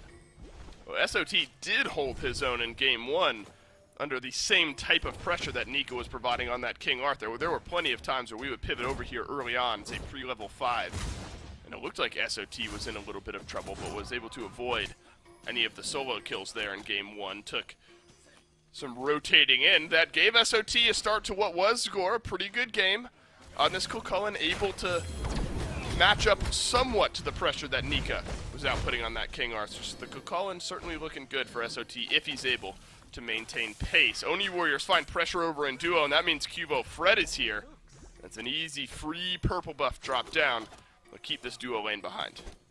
I really like the fact that the majority of the Scarabs is the same comp, though, because they had such good control over a lot of it. Granted, there were some fights after a misstep, is what I would say, and the mid lane at that Phoenix, when they get that first deicide against them, everything up to that point was really meticulously played by them, and they were really, really good with every opening they used and utilized. And so I like the fact that they've gone back to most of the same, because they won the majority of the beginning of the game with this composition.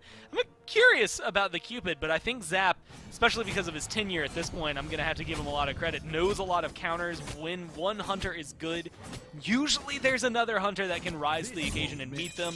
We've seen it across the years. Like, there used to be a triangle. I can't even remember who beats who, but there's Xbalanque, Cupid, and Artemis, and they each beat each other, and that was like the triangle, and then one got buffed and one got nerfed, and all of a sudden they all fall apart, like things like that. And so I'm going to keep my eye on this duo lane, because Chiron has been a tough cookie to crack, but I think that Zap's going to, if someone's going to do it, I think Zap's going to be the player too.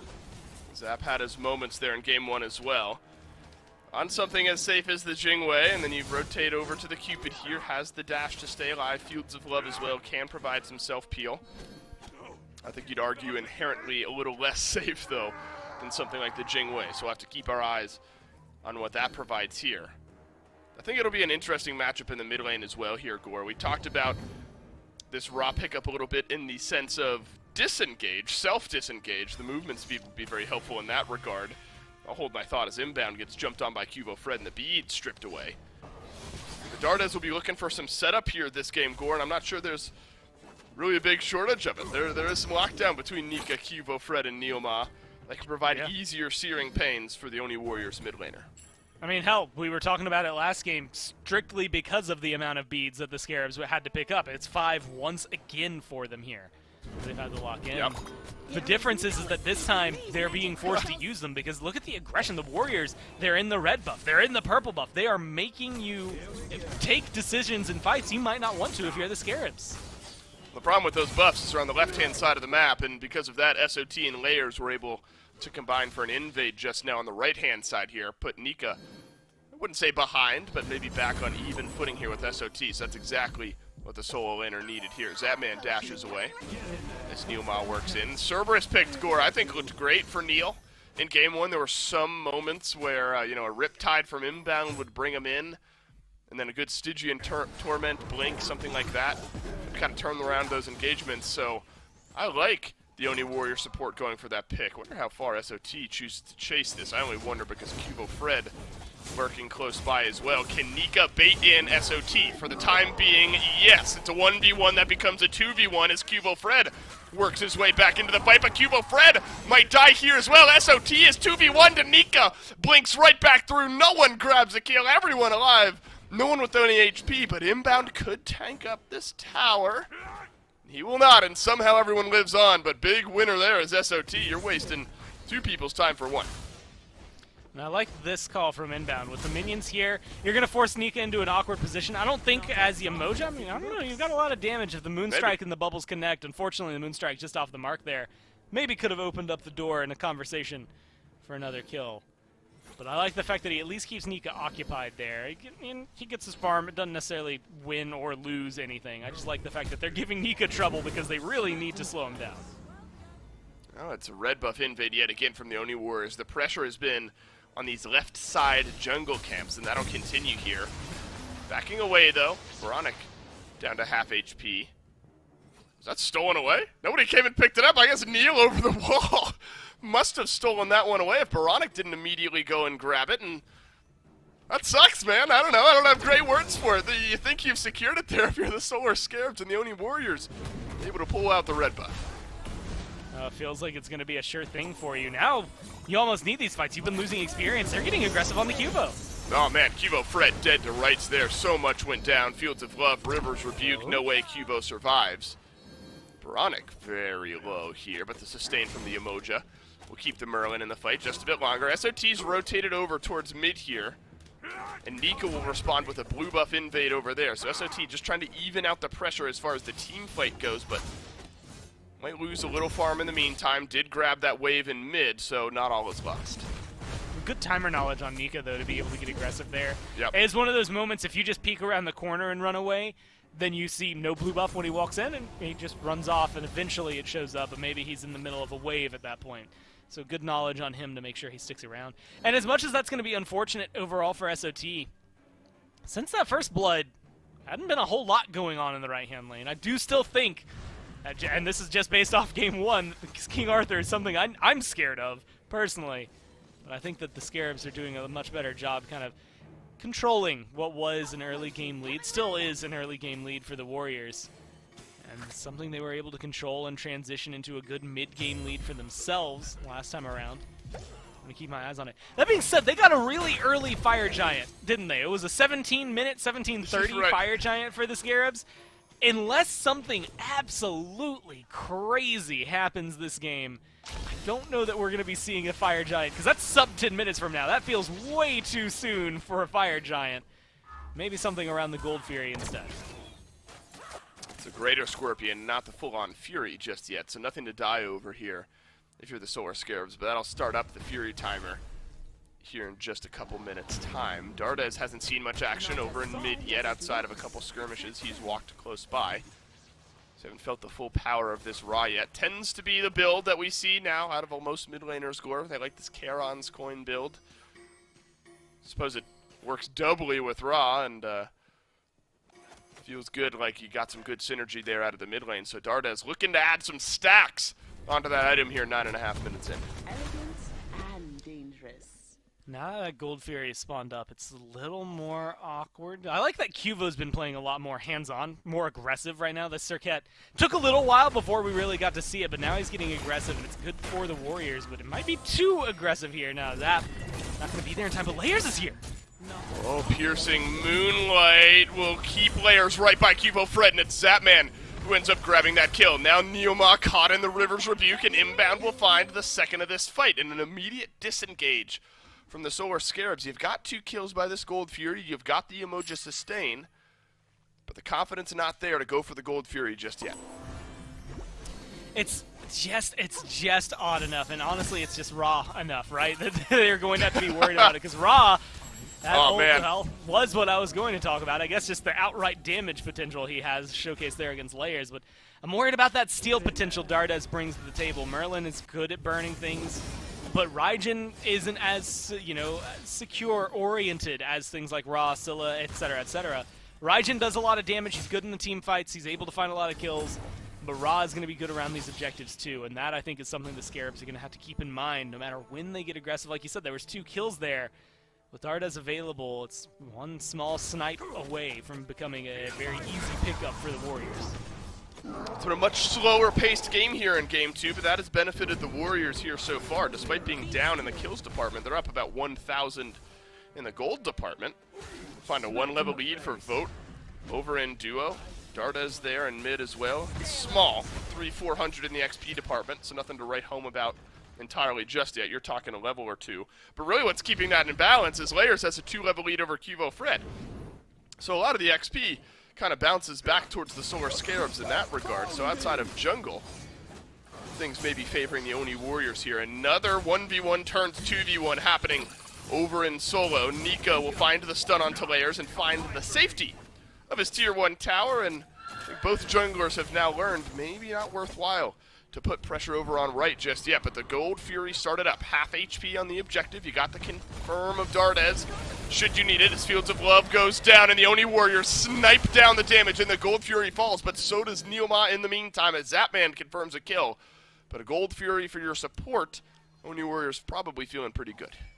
There were so many classic Smite things that just happened. 2 people showed up on right, Warriors get aggressive on Gold Fury. You go in for the Gold Fury and you lose your support for it, but it's worthwhile because guess what? You just got the Gold Fury. I think it's not something Neil is going to be too upset about. 2 of the 4 kills that the Scarabs have picked up, all onto him, which is not bad as a support at the end of the day. 2-0-2 for Zapman. That's something to be a little worried about, but he is a little behind Vote. All in all, I like the lead in jungle and support that the Scarabs have been able to pick up. 2 levels for both, which is impressive, but they haven't been able to do a whole lot in terms of neutral objective control. And granted, there haven't been many opportunities. That Fury is the first among many. Next, it's going to be Pyromancer discussions, things like that. But I think there's a little more openings I'm going to keep my eyes open for the Scarabs. But slowly, the window's starting to feel closed for them. They're going to be looking in the same position with all 12 towers still up on the map, though. Kills mean nothing. Gold means very little, especially because it's not quite, or it's just slightly over 1,000. So it's just in that range where the Warriors can feel comfortable, can turn it into something. But they're going to need a lot more. Cuvo Fred has had a tough game here so far. 0-2 on the Circuit. Inbound getting melted through. Yeah. Dardes won't find the damage. Neoma nearly does all and Vote with the snipes. Confirms the kill in the mid lane, and now a very, very low tier 1 tower in mid could be under threat. A little extra sustain from the Ra. I hope this Oni Warriors team walk forward. Baronic has to use the flicker, but now there's no mobility left. Beads and Aegis have to get used, but the pullback does nothing. Vote finds another kill here in the mid lane. You're worried about a 2-0-2 Zapman. Vote has equaled that kill count in just one fell swoop. And now I've got to start, this is a conversation I didn't want to have because we've seen the Scarabs in countless tough positions, tough games where they bounce back. But we have to talk about mental elasticity and specifically how bonkers that game was. From our perspective, that's exciting, right? Because it's so back and forth, 2 insane Titan defenses. I mean, what do? My voice hurt for 5 minutes after the game was done. But now you're going to be looking at something, and that is, are you capable of bouncing back in that? It feels like the Scarabs are a little more down on themselves, maybe a little less confident and sure of themselves than they were in Game 1. And that's opening up more opportunities for the Warriors. It's something that it's very easy to put a Band-Aid on right now. It's very, very small cut, nothing too bad for them. But it's getting closer and closer to 3,000 gold. That's where numbers start to shift and fights start to shift a little more easily in favor of the Warriors. There's 1 tower down on your side. You're about to get a tower back over there on right, so ultimately that goes tit for tat. It is just going to be in these next few team fights, in this grouping, not only in the mid game, but their positioning, watching inbound, watching Layers, and watching Zap. Who's getting picked off, who's initiating. Yep. These are very crucial moments because if they continue happening the way they have for the last few minutes, that'll be the downfall of the Scarabs here. They still have a lot of golden opportunities. Inbound can engage really well. That River's Rebuke he has showcased time and time again now. how good he can place that, or how well he can place that, and how good it can be for his team. I think Zap as well with this Fields of Loves has been displacing, even though there's some slow immunity and ways to get out of it for the Warriors. It's creating some good zones for the Scarabs. Yep. It's just making sure all of this kind of stacks up together and becomes a little more fluid for them overall to open up the door. SOT alone on his own with Dardes and the rest of the Oni Warriors in the mid lane. Now it's River's Rebuke to keep Cubo, Fred, and Nika right where they are, and Zapman with the Fields of Love picks up a kill on the Cubo, Fred, and now Neoma has to use the Stygian Torment just to stay alive, and he'll back away into a little bit of the healing from his mid laner, but a piercing Moonlight chases him down. So our Scarabs have found 2. I mean, I like the fact that the Scarabs, look, if you're going to put 2 people down, the jungle and the support are 2 people to put down. If it was all on Neil, maybe it's a little kind of harking overkill, things like that. But they keep getting Cuvo in a lot of these engagements. Yes, that means that Nika, Dardes, Vote can still be as monstrous as they were in Game 1, but they don't really have the same zone, or at least the same support line that they did. That's opening up a lot of opportunities, even potentially a Tier 2 here for the Scarabs. At least knocking that gold lead right out of the park, making it back in their favor, and the experience, look at that scoop at the end of that. I mean, that is almost usable as a spoon because of the way things have shifted back over in their favor. Now they're set up pretty well for an Oni Fury. It's going to be a tough fight, especially because Dardes has his ult. I really like the way the Scarabs are approaching this, cracking the shell that is the Warriors. I can go ahead and throw that conversation I had with you earlier out. I think that they've been able to bounce back. They're not in their own heads. They're just looking for the right opportunities. Fury started up. SOT, I would say caught out, but he hasn't felt very caught out in moments like this throughout the set so far. Nika swirls through. Oni Warrior secure the Fury as you'd expect, but Vote the sacrifice here, and Neoma will leap away, but only so far as a double kill from Layers flies through. And that's for one Fury here for the Oni Warriors. Felt maybe worth earlier on in the game, Gore, but now you've lost Neil and Vote as well. Cubo Fred has to blink away from this engagement. You might lose a third if you're the Warriors. The Scarabs have found these kills. I think Cuvo, he might have brought the Scarabs to water, though. You bring them right to the Fire Giant. They just got 2 kills. They're going to either force you to come in into a bad fight, or they're going to kill the Fire Giant. It's almost a win-win scenario for them. And now they're going to be able to find a lot of pressure because of it.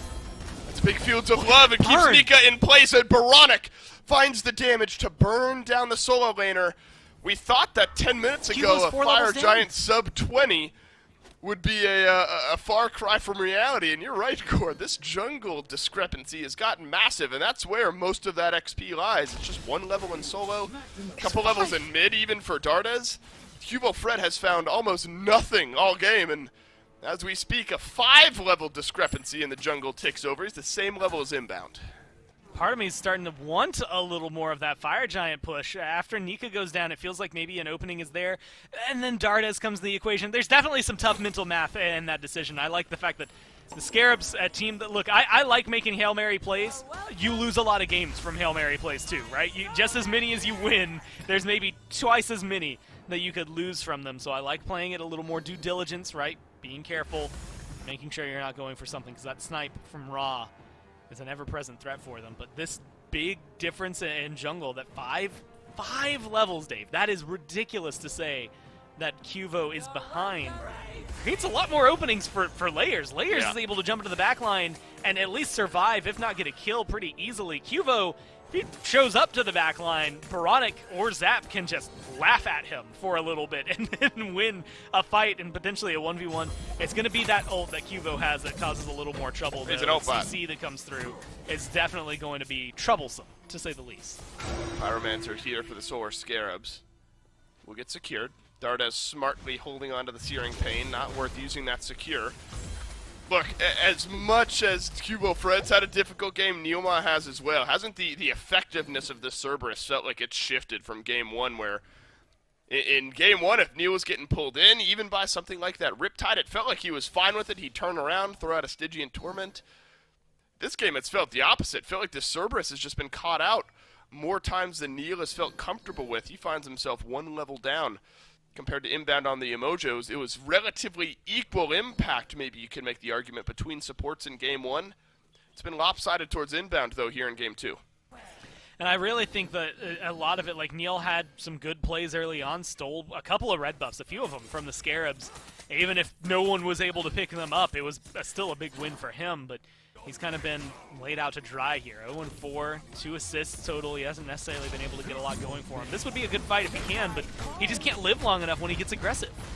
Inbound is down to half HP, but thanks to Cupid and some of the emoji healing as well, Inbound will be able to stick around under this Tier 2 tower. This is the risk-reward scenario that cost the Scarabs a bit there in Game 1, right? They stuck around under a Tier 2 and then pushed forward under a Phoenix. So if you get this Tier 2, you gotta think long and hard about how hard you want to push that lead. Cubo Fred still 5 levels down. His counterpart in Layers looking like he'll be the first in the game to reach level 20, and it might happen on the end of this fight. Where did Zapman's health bar go? My God, vote!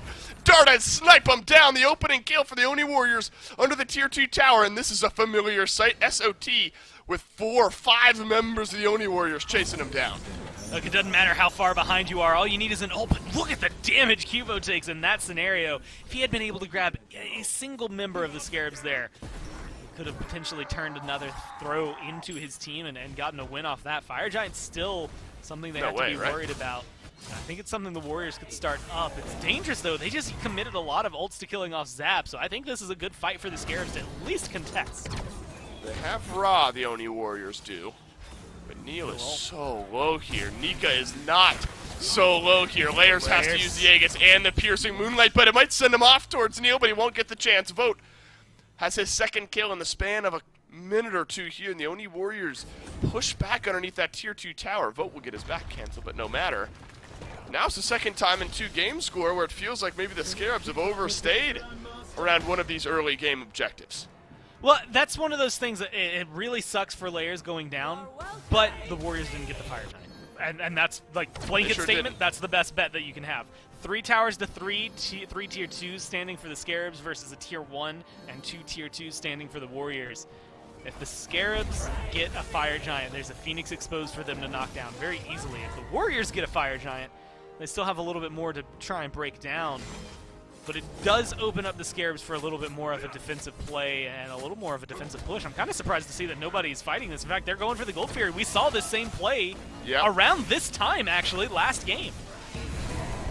The exact same gamble that the Solar Scarabs took in Game 1. They figure won't be able to compete around the FG, so they'll take the Fury at least in the meantime and strip away some of the back farm on this side of the map. With that fight, Cubo Fred has closed the level gap from 5 to 4 at least, and it's all free territory now for Cubo Fred as Layers has reached level 20, so that XP gap is just going to get smaller as this game goes on. A constant threat, though, Gore, hasn't it, since early on in this game, has been Dardes on this Ra. It's been about a 2-level lead throughout most of this game, and I think it was a massive searing pain that effectively deleted Zapman there just a few minutes ago, set up for some of that fighting that happened around the FG, and some of my concerns have been unfounded. They haven't found a way to get onto Dardes yet. That's something that I think is going to need to be figured out. Layers is the best bet, right? Piercing Moonlight goes pretty deep, pretty fast, but he has to make sure that he can connect it, A, and B, live through the engagement. Just getting back there is part 1 of what feels like a 3-step program, right? Get back there, kill Dardes, get out. And it's not easy to get all 3 of those. Sometimes just killing Dardes, maybe you don't need step 3. Maybe you don't have to get out of there, but you do ideally want to walk away with your life in moments like that. Because right now it's going back to the Scarabs. I'm going to look back to game number 1. The game you're playing is not necessarily win a fight. It's slow down the Warriors. You can even lose a fight. You can lose your towers, but if you can keep a Phoenix standing, or find even just a small retaliation, a single kill that slows the Warriors down, that's a huge pick for them to keep alive in this game. Very similar states. I mean, I have very same feelings looking at the map, except for a single Tier 1. This was almost the exact map state and play state in terms of everything from Game 1. It's just going to be the difference of can Layers get another insane triple kill under the Titan? I don't know that we're going to be able to see that. I don't know that the Scarabs want to have to see that with Layers being a lone man defending. It was a deicide last time in favor of the Warriors. Let's see if the Scarabs can keep it a little closer to them. If it's a decision tree that gets the Oni Warriors the win, I'm sure they'd be happy to get triple killed by Layers under the Titan if it means they get to win the game on a miracle defense just a few minutes later. But they'd like it to be a little bit more conventional for sure. Left side Phoenix open, right side Phoenix open. Tier 2 tower was the defensive stand there for the Solar Scarabs. It looks here, Gore, like the Oni Warriors okay to go back, take away the Pyromancer. The Solar Scarabs will take this moment, kind of sit back and breathe now on their end. Kivo Fred has closed that XP gap right on up. It's been a 5-level difference throughout most of this game, and Gore just shy of level 20 to match Layers. I'm very surprised, actually. SOT passed Nika at some point, and that is insane to me. I mean, he's been a very aggressive farming, but I'll say shout-outs to him for being able to hit 21st in that matchup. And like you said, though, everything's coming back pretty much being on equal footing. There's still a minute left, so that Tier 2 and mid has to be scared. And, you know, Dave, I was actually just thinking about this. We've had a lot of discussions. Like, the most important Phoenix in Smite is your left side Phoenix, the one that's furthest from the Fire Giant, because it is the one that, if someone has to defend, it keeps you as far away from an FG fight. I actually think your mid towers are the most important. Maybe you can argue left towers are important because it protects the left Phoenix, but look at the presence that the Scarabs are still able to have just in this part of their jungle because the mid tower is up. It's so safe. It's a nice little haven for you that you're allowed to branch off into the jungle a little bit. You can fight here versus left and right where things are a little dangerous. I like the fact that they're making a stand. And the Scarabs do want to fight here, and it's Neilma who is engaged on. River's Rebuke flies down, and the Fields of Love will not confirm the kill onto Neilma, but he is TK'd from this fight. He cannot participate, and the Solar Scarabs know this. That's why they continue to walk on in. Nika rip-tided through thanks to inbound, and it's a piercing moonlight to fly on in. Piranha grabs the kill onto the King Arthur. Dardes trying to kite away with a little bit of damage. It's a 1-for-0, and the Solar Scarabs on top. I mean, that's a great kill. Again, harkening back to last game, I should say. They kill off Nika. That's what really opened up the gates for the Scarabs in terms of that fight. Granted, things didn't necessarily go too well for them, and a lot of some of those smaller moments. Deicide's, you know, be damned though. Now standing up in a very good position, should be able to get a Primal Fury, no problem. Fire Giant's going to be coming up, and it's going to be right around Nika's respawn. That's going to cause a little bit of trouble overall for everybody, but it should be a good 5-on-5. Dardes is target number 1 here, in my mind. I think vote, 4-1, he's deadly. I think you can kill off Neil pretty easily. They've done it quite a few times, didn't quite hit it there. That raw beam is so problematic around these objectives. This kind of positioning, unless they burn this much faster, they might end up trading this. I don't know if I like that as much, Dave.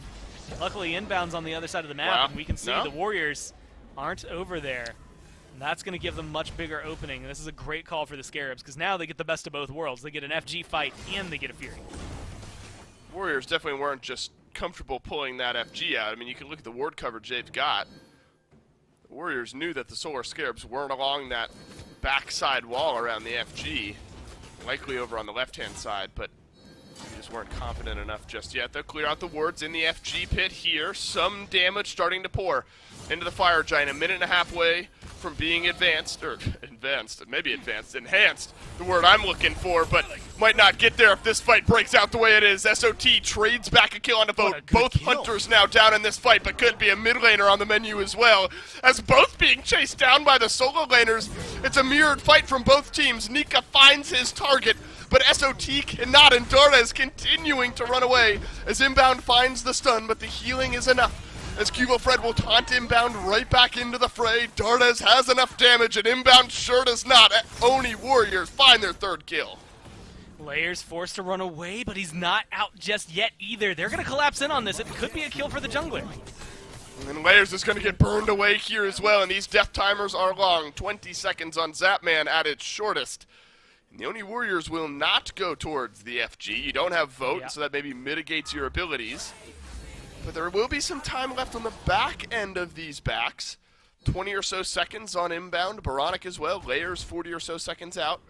But SOT is close by. Maybe just a chance to shore up some of that ward coverage and set up for the next fight.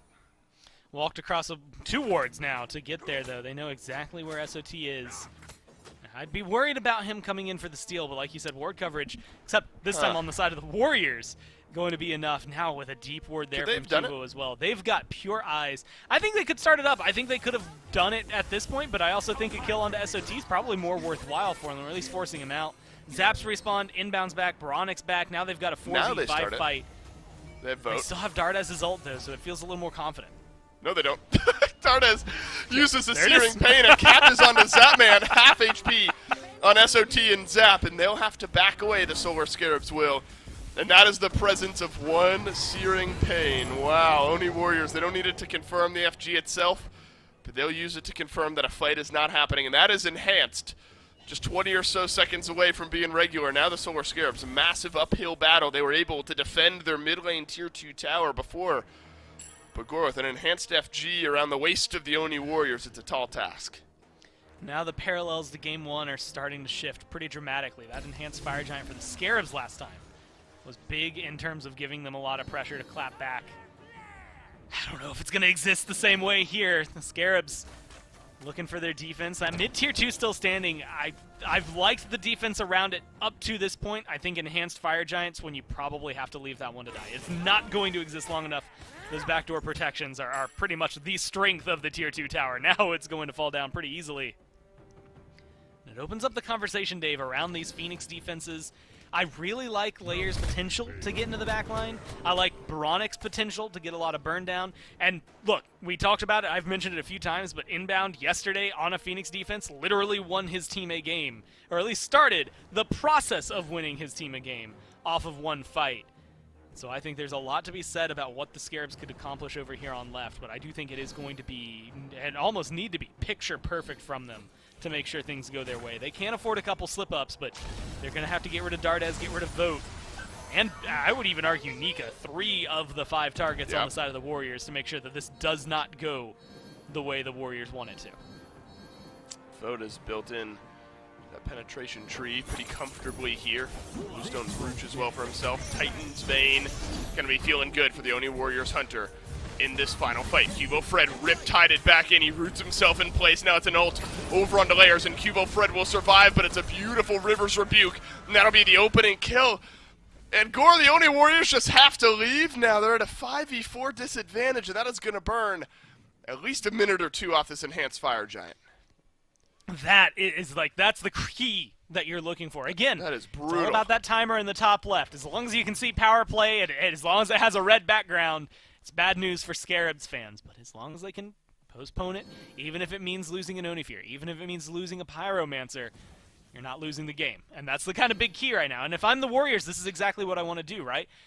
Set up, potentially even go for a gank. You could recognize, I don't know, where all their wards are. There's a couple that are on this side of the jungle, but they'll be able to catch it.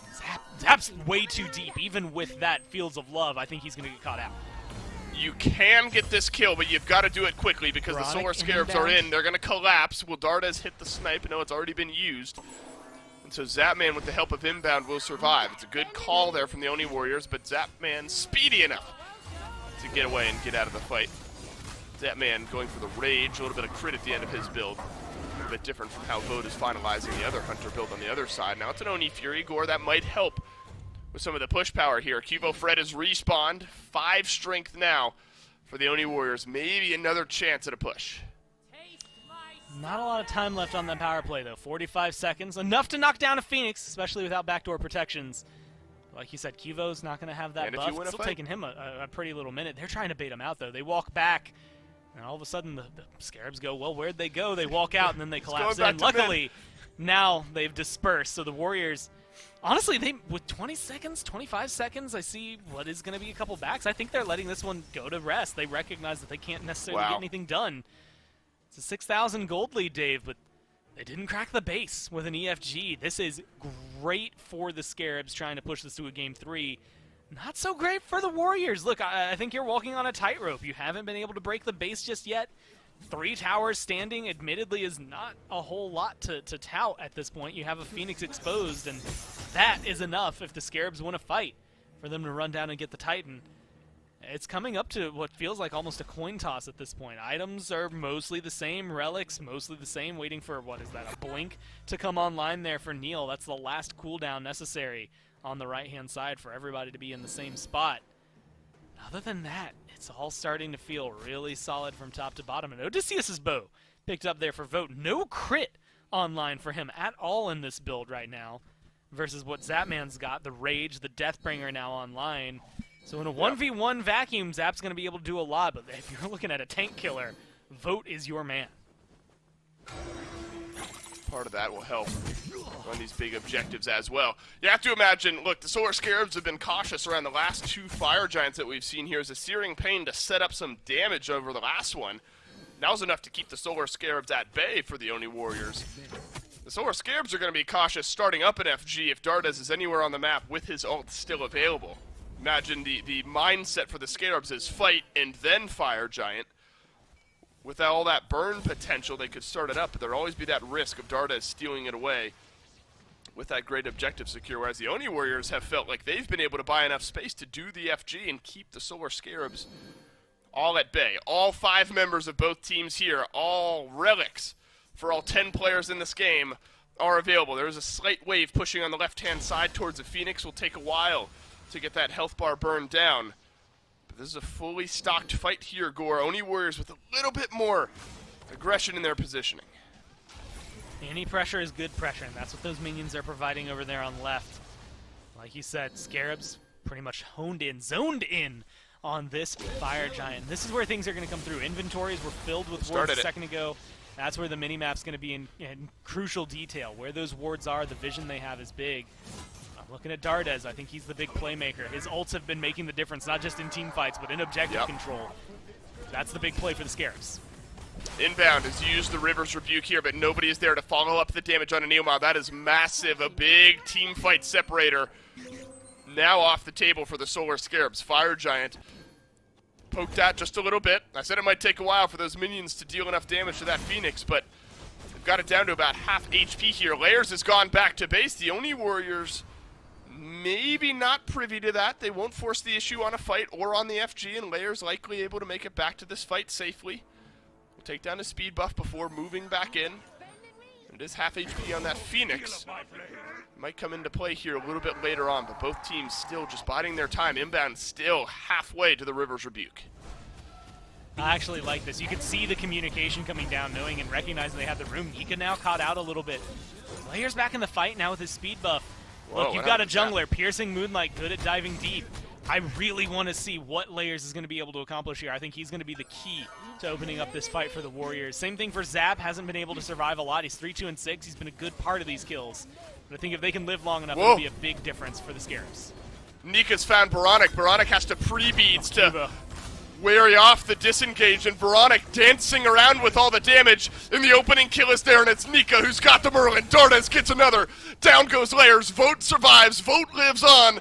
But you can't say the same for the Solar Scarabs just yet. Can he turn around and deal the damage? Oh no, Inbound wins the fight. That's massive. No tank killer, no objective shred left on the map, but the Oni Warriors might not need it. They've got 3.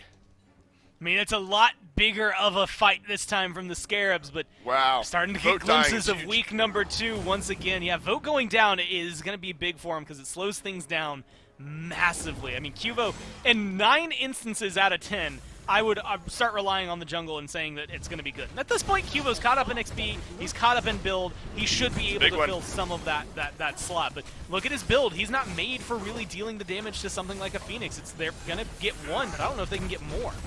It's taking a minute, but the Phoenix is going down. SOT doing his best to defend the objective, unable to do so successfully, except maybe by a little bit of time. And the Oni Warriors got what they came for. And it's finally a base cracked. And the Oni Warriors will turn tail, head on away. Baronic is respawning, Layers has as well. And this Merlin, man, just has not had the ability to play this game over the last couple of fights. I mean, the constant engage there. Nika finds a perfect ultimate. Then Baronic uses his beads, knowing that he's going to get re-engaged on when he lands, but then Cubo Fred finds the engage later on anyway. That was massive in turning the tide for the Oni Warriors. In a really weird spot where pretty much everything that you've wanted to see happening to Dardes has not been happening. Instead, it's been happening to Baronic, where, like you said, he's just not been able to play. Dardes has been able to run away with this. Again, like, not only undying, but I feel like I've never really seen enough pressure to be worried about his health bar so far. Vote has been stressed out about it. You've seen Nika, Akuvo, Neil, all of them at some point or another incredibly low and forced out of a fight. Dardes has been mostly safeguarded by his team here. It feels like that's a key to unlocking something for the Scarabs, as well as the engage. So far, the Scarabs, unfortunately, have always been on the back foot just after an engage from the Warriors. Yep. Still, Dave, look, 40 minutes in, 7,000 gold difference means nothing. This Fire Giant means everything. That Phoenix being down in mid, if they hadn't pushed up the wave, would be a lot more troublesome for them. They will have to pay attention to those Fire Minions, but right now the Scarabs should have one focus, and that's how do we take this fight. Fire Giant pit control over to the Warriors. It's a lot more difficult to get in there now, and the Scarabs have been struggling at that for the last few minutes. Now that they're separated, I think there's some small openings, but openings nonetheless for the Warriors to get aggressive. Inbound pokes his head around the corner. Loses just shy of half of his HP as a result. Cautious still are the Oni Warriors around this FG. Zapman went over to mid just a moment ago to deal with the fire waves, and he's going to have to do so again. Can you do it quick enough? That small window where the Oni Warriors can maybe get enough damage done while Zapman is over in mid. Instead, it's the fight that is being looked at. Neoma dives solo into the backline. Stygian and Torment used, and it's gone to inbound. Good kill. But he will not die, and instead Neil will in exchange. Layers finds the opening kill. Layers survives just long enough to help bars minuscule, but nobody on the Oni Warriors is dying. They're all able to escape here. Vote backing away with the help of Dardes. Feels like the Oni Warriors got away with one. Zap, oh, he's going to be able to catch at least Nika off guard there. Cuvo gets out with barely anything left in his health bar, left in the tanks. This is an opening. No, Baronic inbound are going to be backing here. And SOT is a little low. Feels like there might have been a small, minuscule window. Even then, a risky window at that for a Fire Giant. At this point, they have to worry about their base, the defense, the fire minions. So much that's causing stress for the Scarabs here. And the Warriors get to go back to exactly what you would think. Guess what they were doing before? Control the Fire Giant pit. Now they might even be able to do so with a kill on SOT. SOT has been caught but not killed. Zapman does eat that searing pain. But there's enough sustain in this kit to keep him alive. That's pretty big, actually. So no Neoma, but also no layers on the other side. But also no searing pain. We are 42 minutes into this game, and this Fire Giant has been standing here since about 35 or so, with eyes on both teams, dancing back and forth, poking and prodding, looking for an opening kill to give an advantage. But neither team has found it cleanly enough to feel comfortable. You have to look at the relics in this case here as well. Layers 30 seconds away from beads, a minute away from his Aegis. That's pretty big. SOT, minute and a half away from having those beads available. On the other side, Dardes, who should be target number one, has both Aegis and beads available. Vote with the Aegis as well. So maybe if you're the carries, you're feeling pretty good here in this game. It's only Zapman missing his beats. And Vote. That's going to come up in about, what, 15 seconds? Yeah, no, SOT suffering for about 60 more. That's going to be the one that maybe hurts a little bit more than Layers and Zap. And same thing, like you said, for Vote on the other side, suffering from success of staying alive. Well, no, he didn't even stay alive. Never mind. He definitely got knocked down during that engagement long enough. Well, I guess in the last fight, he stayed alive. And those beads paying off in dividends. But this is going to be an interesting dynamic, Dave. I don't know what to expect. I don't know when the pin is going to drop. There's a lot of tension in the air, for me at least, that I'm feeling, because it just feels like there's so much in favor of the Warriors, but the Scarabs are just one good fight away from winning this as well. A lot pivots around this Fire Giant. That's why it's taken so long. That's why we're spending so much time on this side of the map. Whoever gets this has enough control, theoretically, to just outright win the game. That mid-Phoenix just now respawning for the Scarabs means that they don't have to worry as much about the mid lane. But the mid-Phoenix being exposed means the Warriors need to be super stressed out about the mid lane, right? Like, there's so many avenues to victory for both of these teams. At the end of the day, it all comes down to who can engage better. It's a game of mental toughness at this point. Searing Pain gets not much except for maybe some health away from Zapman here. Fields of Love is down as Cubo Fred found the ever-important pick. No, because Zapman has his Aegis, but Neoma completes the contract, grabs the kill. Layers is able to trade out one here. Now the Oni Warriors being corralled into the blue buff pit here. Inbound pre-beads on the end of the ultimate there from Nika. Neoma still in this fight. Dardes full HP on the backline. Could be the difference maker here, but Nika's been left alone, and Layers finds the big kill. I mean, opening things up perfectly for them. Again, not a big enough avenue where you feel successful, and honestly, like, you're going to win. Even if you get the Fire Giant, Zap doesn't get it. That's a really big hit to you. I think, yeah, you have to back off here. If you're looking at Dardes, Neil, and Vote, you're not taking that fight. You look at the health bounds on the Scarabs, you're not taking that fight. Good couple of kills. But on this point, especially with the state of the game, Layers is going to have to pick up kills like he did towards the end there. or Zap's going to have to survive a little bit longer. As many times as they dive onto Zap, which, by the way, those beats now out of there and completely gone. Every time they dive onto Zap, though, that is a big win if they get the kill for the Warriors. Same thing if Vote dies on the other side. It makes it a lot easier for the Scarabs to find a defense. These Hunters are getting to the point where they are easily the most important members of the game to stay alive because of the impact they can have on the remaining structures. Yeah, the Relic situation is definitely lopsided here if the Oni Warriors can find a fight in the next minute and a half or so. All beads down except for SOTs. Aegis down for both Baronic and Zapman as well. Whereas Dardes has got both. Vote has got both. It's the Primal Fury, or the Fury, I believe it was Primal, secured there for the Oni Warriors. And then Pyromancer taken down by the Solar Scarabs as well. And they will back themselves away. Interested to see, because look, this has got to feel like a game of mental fortitude, doesn't it? There is so much pressure building up around this FG. You have to feel like if you're any of the players in this game, one mistake likely tilts it one way or another. You and I have already covered how important this set is in general. You know, we don't know percentages on likelihoods, you know, upsets happen, things like that, but as far as finding yourself in the top 3, this set, incredibly important between the Oni Warriors and the Solar Scarabs here in Group B. And it's a mental slip where you know where you're supposed to be. You're kind of pivoting yourself around this FG. And I don't want to call it boredom, but eventually you're just like, maybe I'll go check over here. And it's the wrong space to be, and that's what can change the face of this. It's moments like this where you've dragged on for 46 minutes. You got to play at the top of your game till the bitter end, one way or another, because one bit of bad positioning, especially in a moment like this, well, it could lose you the game. I'm glad you mentioned the time as well. Just want to throw it out there. The Warriors were in the longest game so far that we've seen this year, 48 minutes, 44 seconds. It was a loss for them, which theoretically, again, if you're looking at a trend, that's probably good news for the Scarabs. They've got, what, a little over a minute, about a minute and a half-ish, in order to try and take the crown for the longest game. And Dave, I'm going to be honest with you, with the pace of this, I think we're going to see that crown taken away. This Fire Giant's been so tough to crack. It is not an easy shell to get into. I mean, maybe a couple of blinks that could come through. The engage for the Warriors has been very on point, but if you can burn down Cuvo before he burns down Zap, that's a huge win.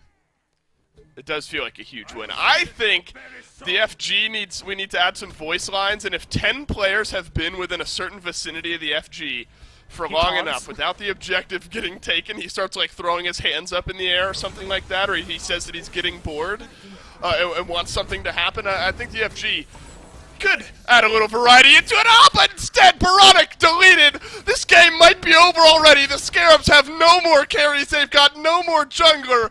And with a drop of a hat, the Oni Warriors delete the Solar Scarabs backline. They delete the jungler. They may have just ended this set. SOT looking to be a saving grace with how deep he is, maybe able to come in and save the day inbound, just trying to get out of this one. But that's already a weakened Phoenix. What even happened? With 2 members left, 2v5, I don't know, this is going to be too difficult for the frontliners.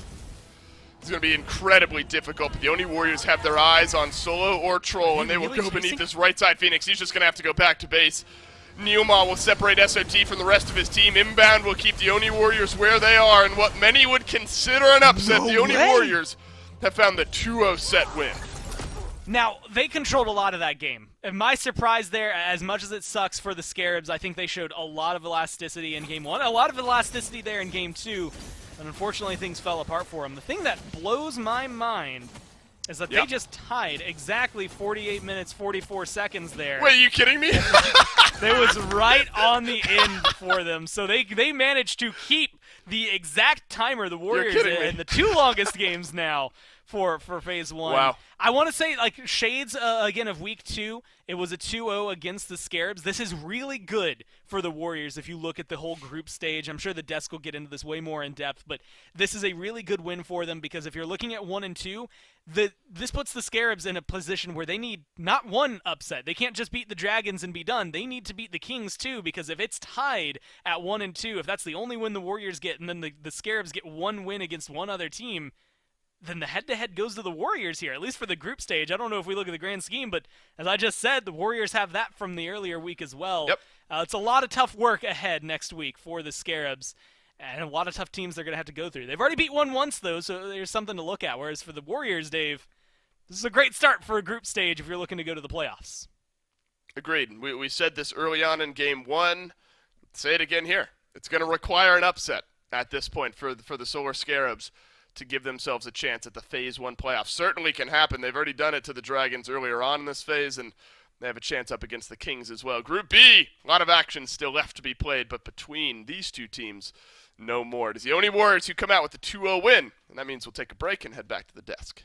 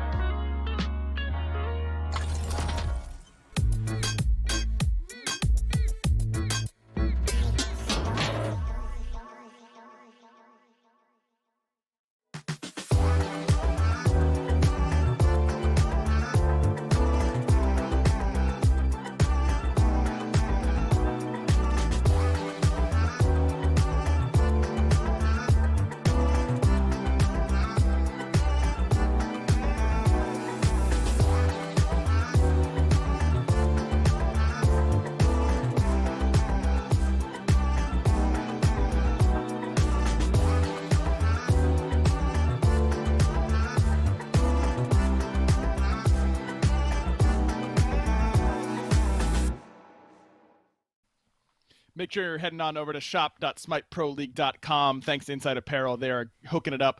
Of course, all the great jerseys and shirts and hoodies and all that kind of stuff. You can grab yours as well. Again, shop.smiteproleague.com. Now we got to break down what we just saw, Mifflin, and it was a lot. A lot of stuff happened in that game. It was a long, lengthy battle, a ton of 1-for-1s, 2-for-1s, back and forth, but ultimately it's the Warriors who come out on top.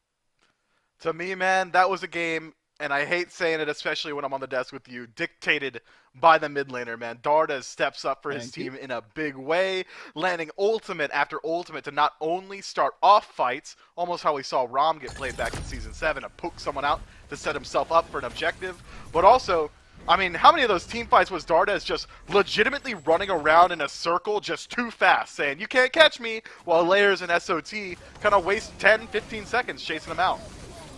Yeah, he had a great game. Vote also looked really good, especially through the mid game. Think he hit a weird spot in the build a little bit later on, but neither here nor there. He comes out with the victory at the end of the day. It was these long-range snipes from Dardes and Vote consistently putting pressure onto Zapman in particular.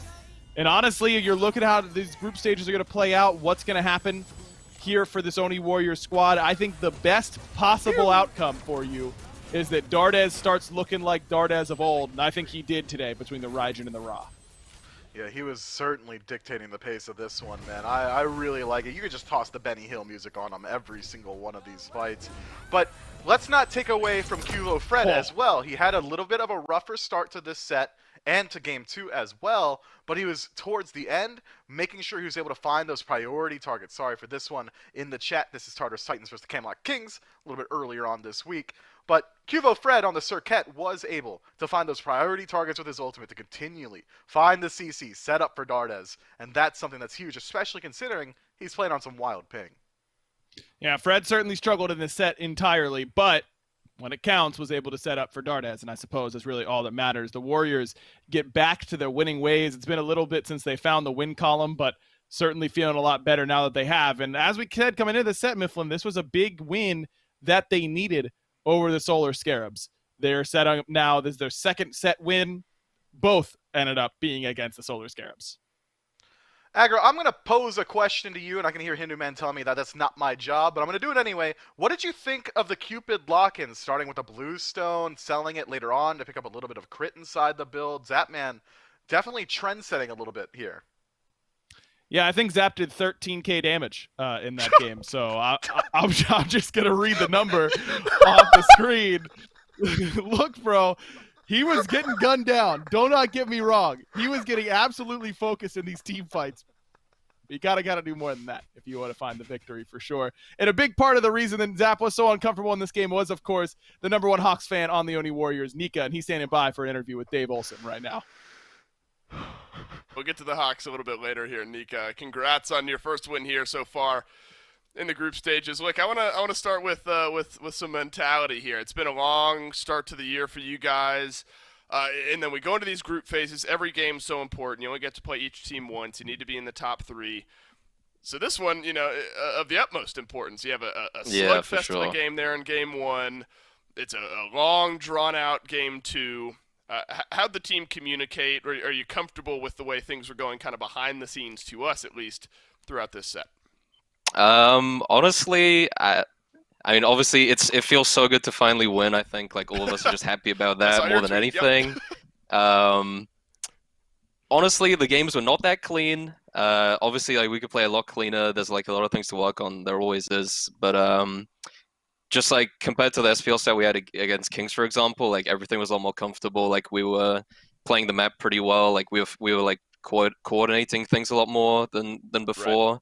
So behind the scenes, we're happy that we're making progress compared to where we were like a couple days ago even. Sure. Still, these games, they must have been fun to watch because there was some clown plays and decision making. But yeah, just overall, just happy that we won more than anything for sure. I think Ramsey's got one for you here. She wants to know,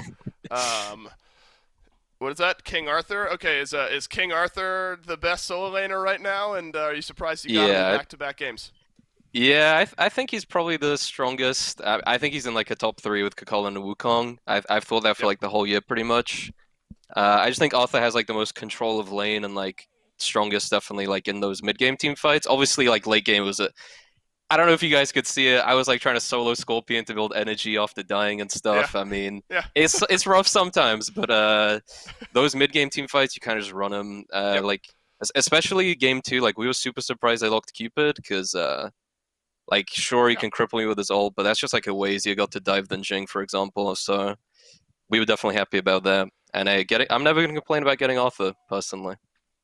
Yeah, I don't know why you ever would. Look, you guys got a great start now to Group B here. Final question, and this one is brought to you by Ryan Agro Bailey. Predictions for the Hawks and 76ers series. What do you got there? Hawks in 6. That's my prediction. Hawks in 6, says Nika. Yeah, Congrats no on your first win here so far in Thank Group you. B. We'll jump back to Agro and Mifflin and hear Agro's thoughts on the Hawks 76ers series. Wow, that's a word. Nika's just so smart. What can you say about that guy? He's building energy off Scorpion as King Arthur after he died. He's predicting the Hawks to beat the 76ers. This guy just can't get any smarter if you ask me, Mifflin. Things are starting to look up for the Warriors if Nika's having good opinions like that. Yeah, man, the Hawks totally going to get got in 6. No, other way around. Hockey. They're going to get them in 6. They're going to get got. Basketball. No. Yeah. I love, esports. That's my jam, Agro. Yeah, I know you're going full gamer on us, and I appreciate that. Yeah. Oh boy, you're trying to look like me, trying to tilt my camera over. Let's take a look at what we've got coming for you. This is what we've had. We really started off the group stages in big fashion today. 2 really, really incredible sets. Of course, we saw the Leviathans take on the Bolts. That was one worth watching for sure, as the Leviathans ended up falling at the hands of the Bolts. And then what we just watched between the Oni Warriors and the Solar Scarabs. The group stage delivering so far, Mifflin. I think that's fair to say. But tomorrow, to wrap up our week of broadcasts, it's going to be the Tartarus Titans against the Valhalla Valkyries, and maybe the game of the week, the Jade Dragons up against the Camelot Kings. Man, I'm pumped for that Kings match. I think I might find myself as a Kings fanboy here, especially out of that Group B phase. I mean, coolest logo, best color scheme, just greatest lore. I mean, just all of it. The Camelot Kings, they got me for it. And if you want to support your favorite team here in the SPL, go to Inside Apparel. Get the lower third production. What happened, bro? What happened? Know, no one even said anything. Okay, look, sometimes in broadcasting you see someone start laughing. Someone said something in their ear, something like that. Nothing happened to Mifflin. He just started laughing in the middle of his own sentence. We got to end the broadcast, bro. We're a little early for hi-rez hours here, but I guess that's the way it's got to go. No, that's not how it works. Okay, look, we need one more Inside Apparel plug, and Mifflin, you seem so excited to do it. So please tell the gamers where they can get their jerseys. You could go to shop.smiteproleague.com and use the Pro League X Inside Apparel. They make clothes, especially for the Pro League. It's high quality. And also, if you like Alienware, they don't make clothes despite that misleading name. Instead, really good computers. Something peach it. No. Get me out. No. Get me out. Don't, Tyler. Don't peach it like thank you. Thank you, Tyler. No. SmiteGame.com/Alienware is the place to go if you want Alienware stuff, and use code SMITEAW. Thanks for watching, everybody. Group stage day 1 was a lot of fun. We're looking forward to day 2 as well. We'll catch you tomorrow. You can peach it.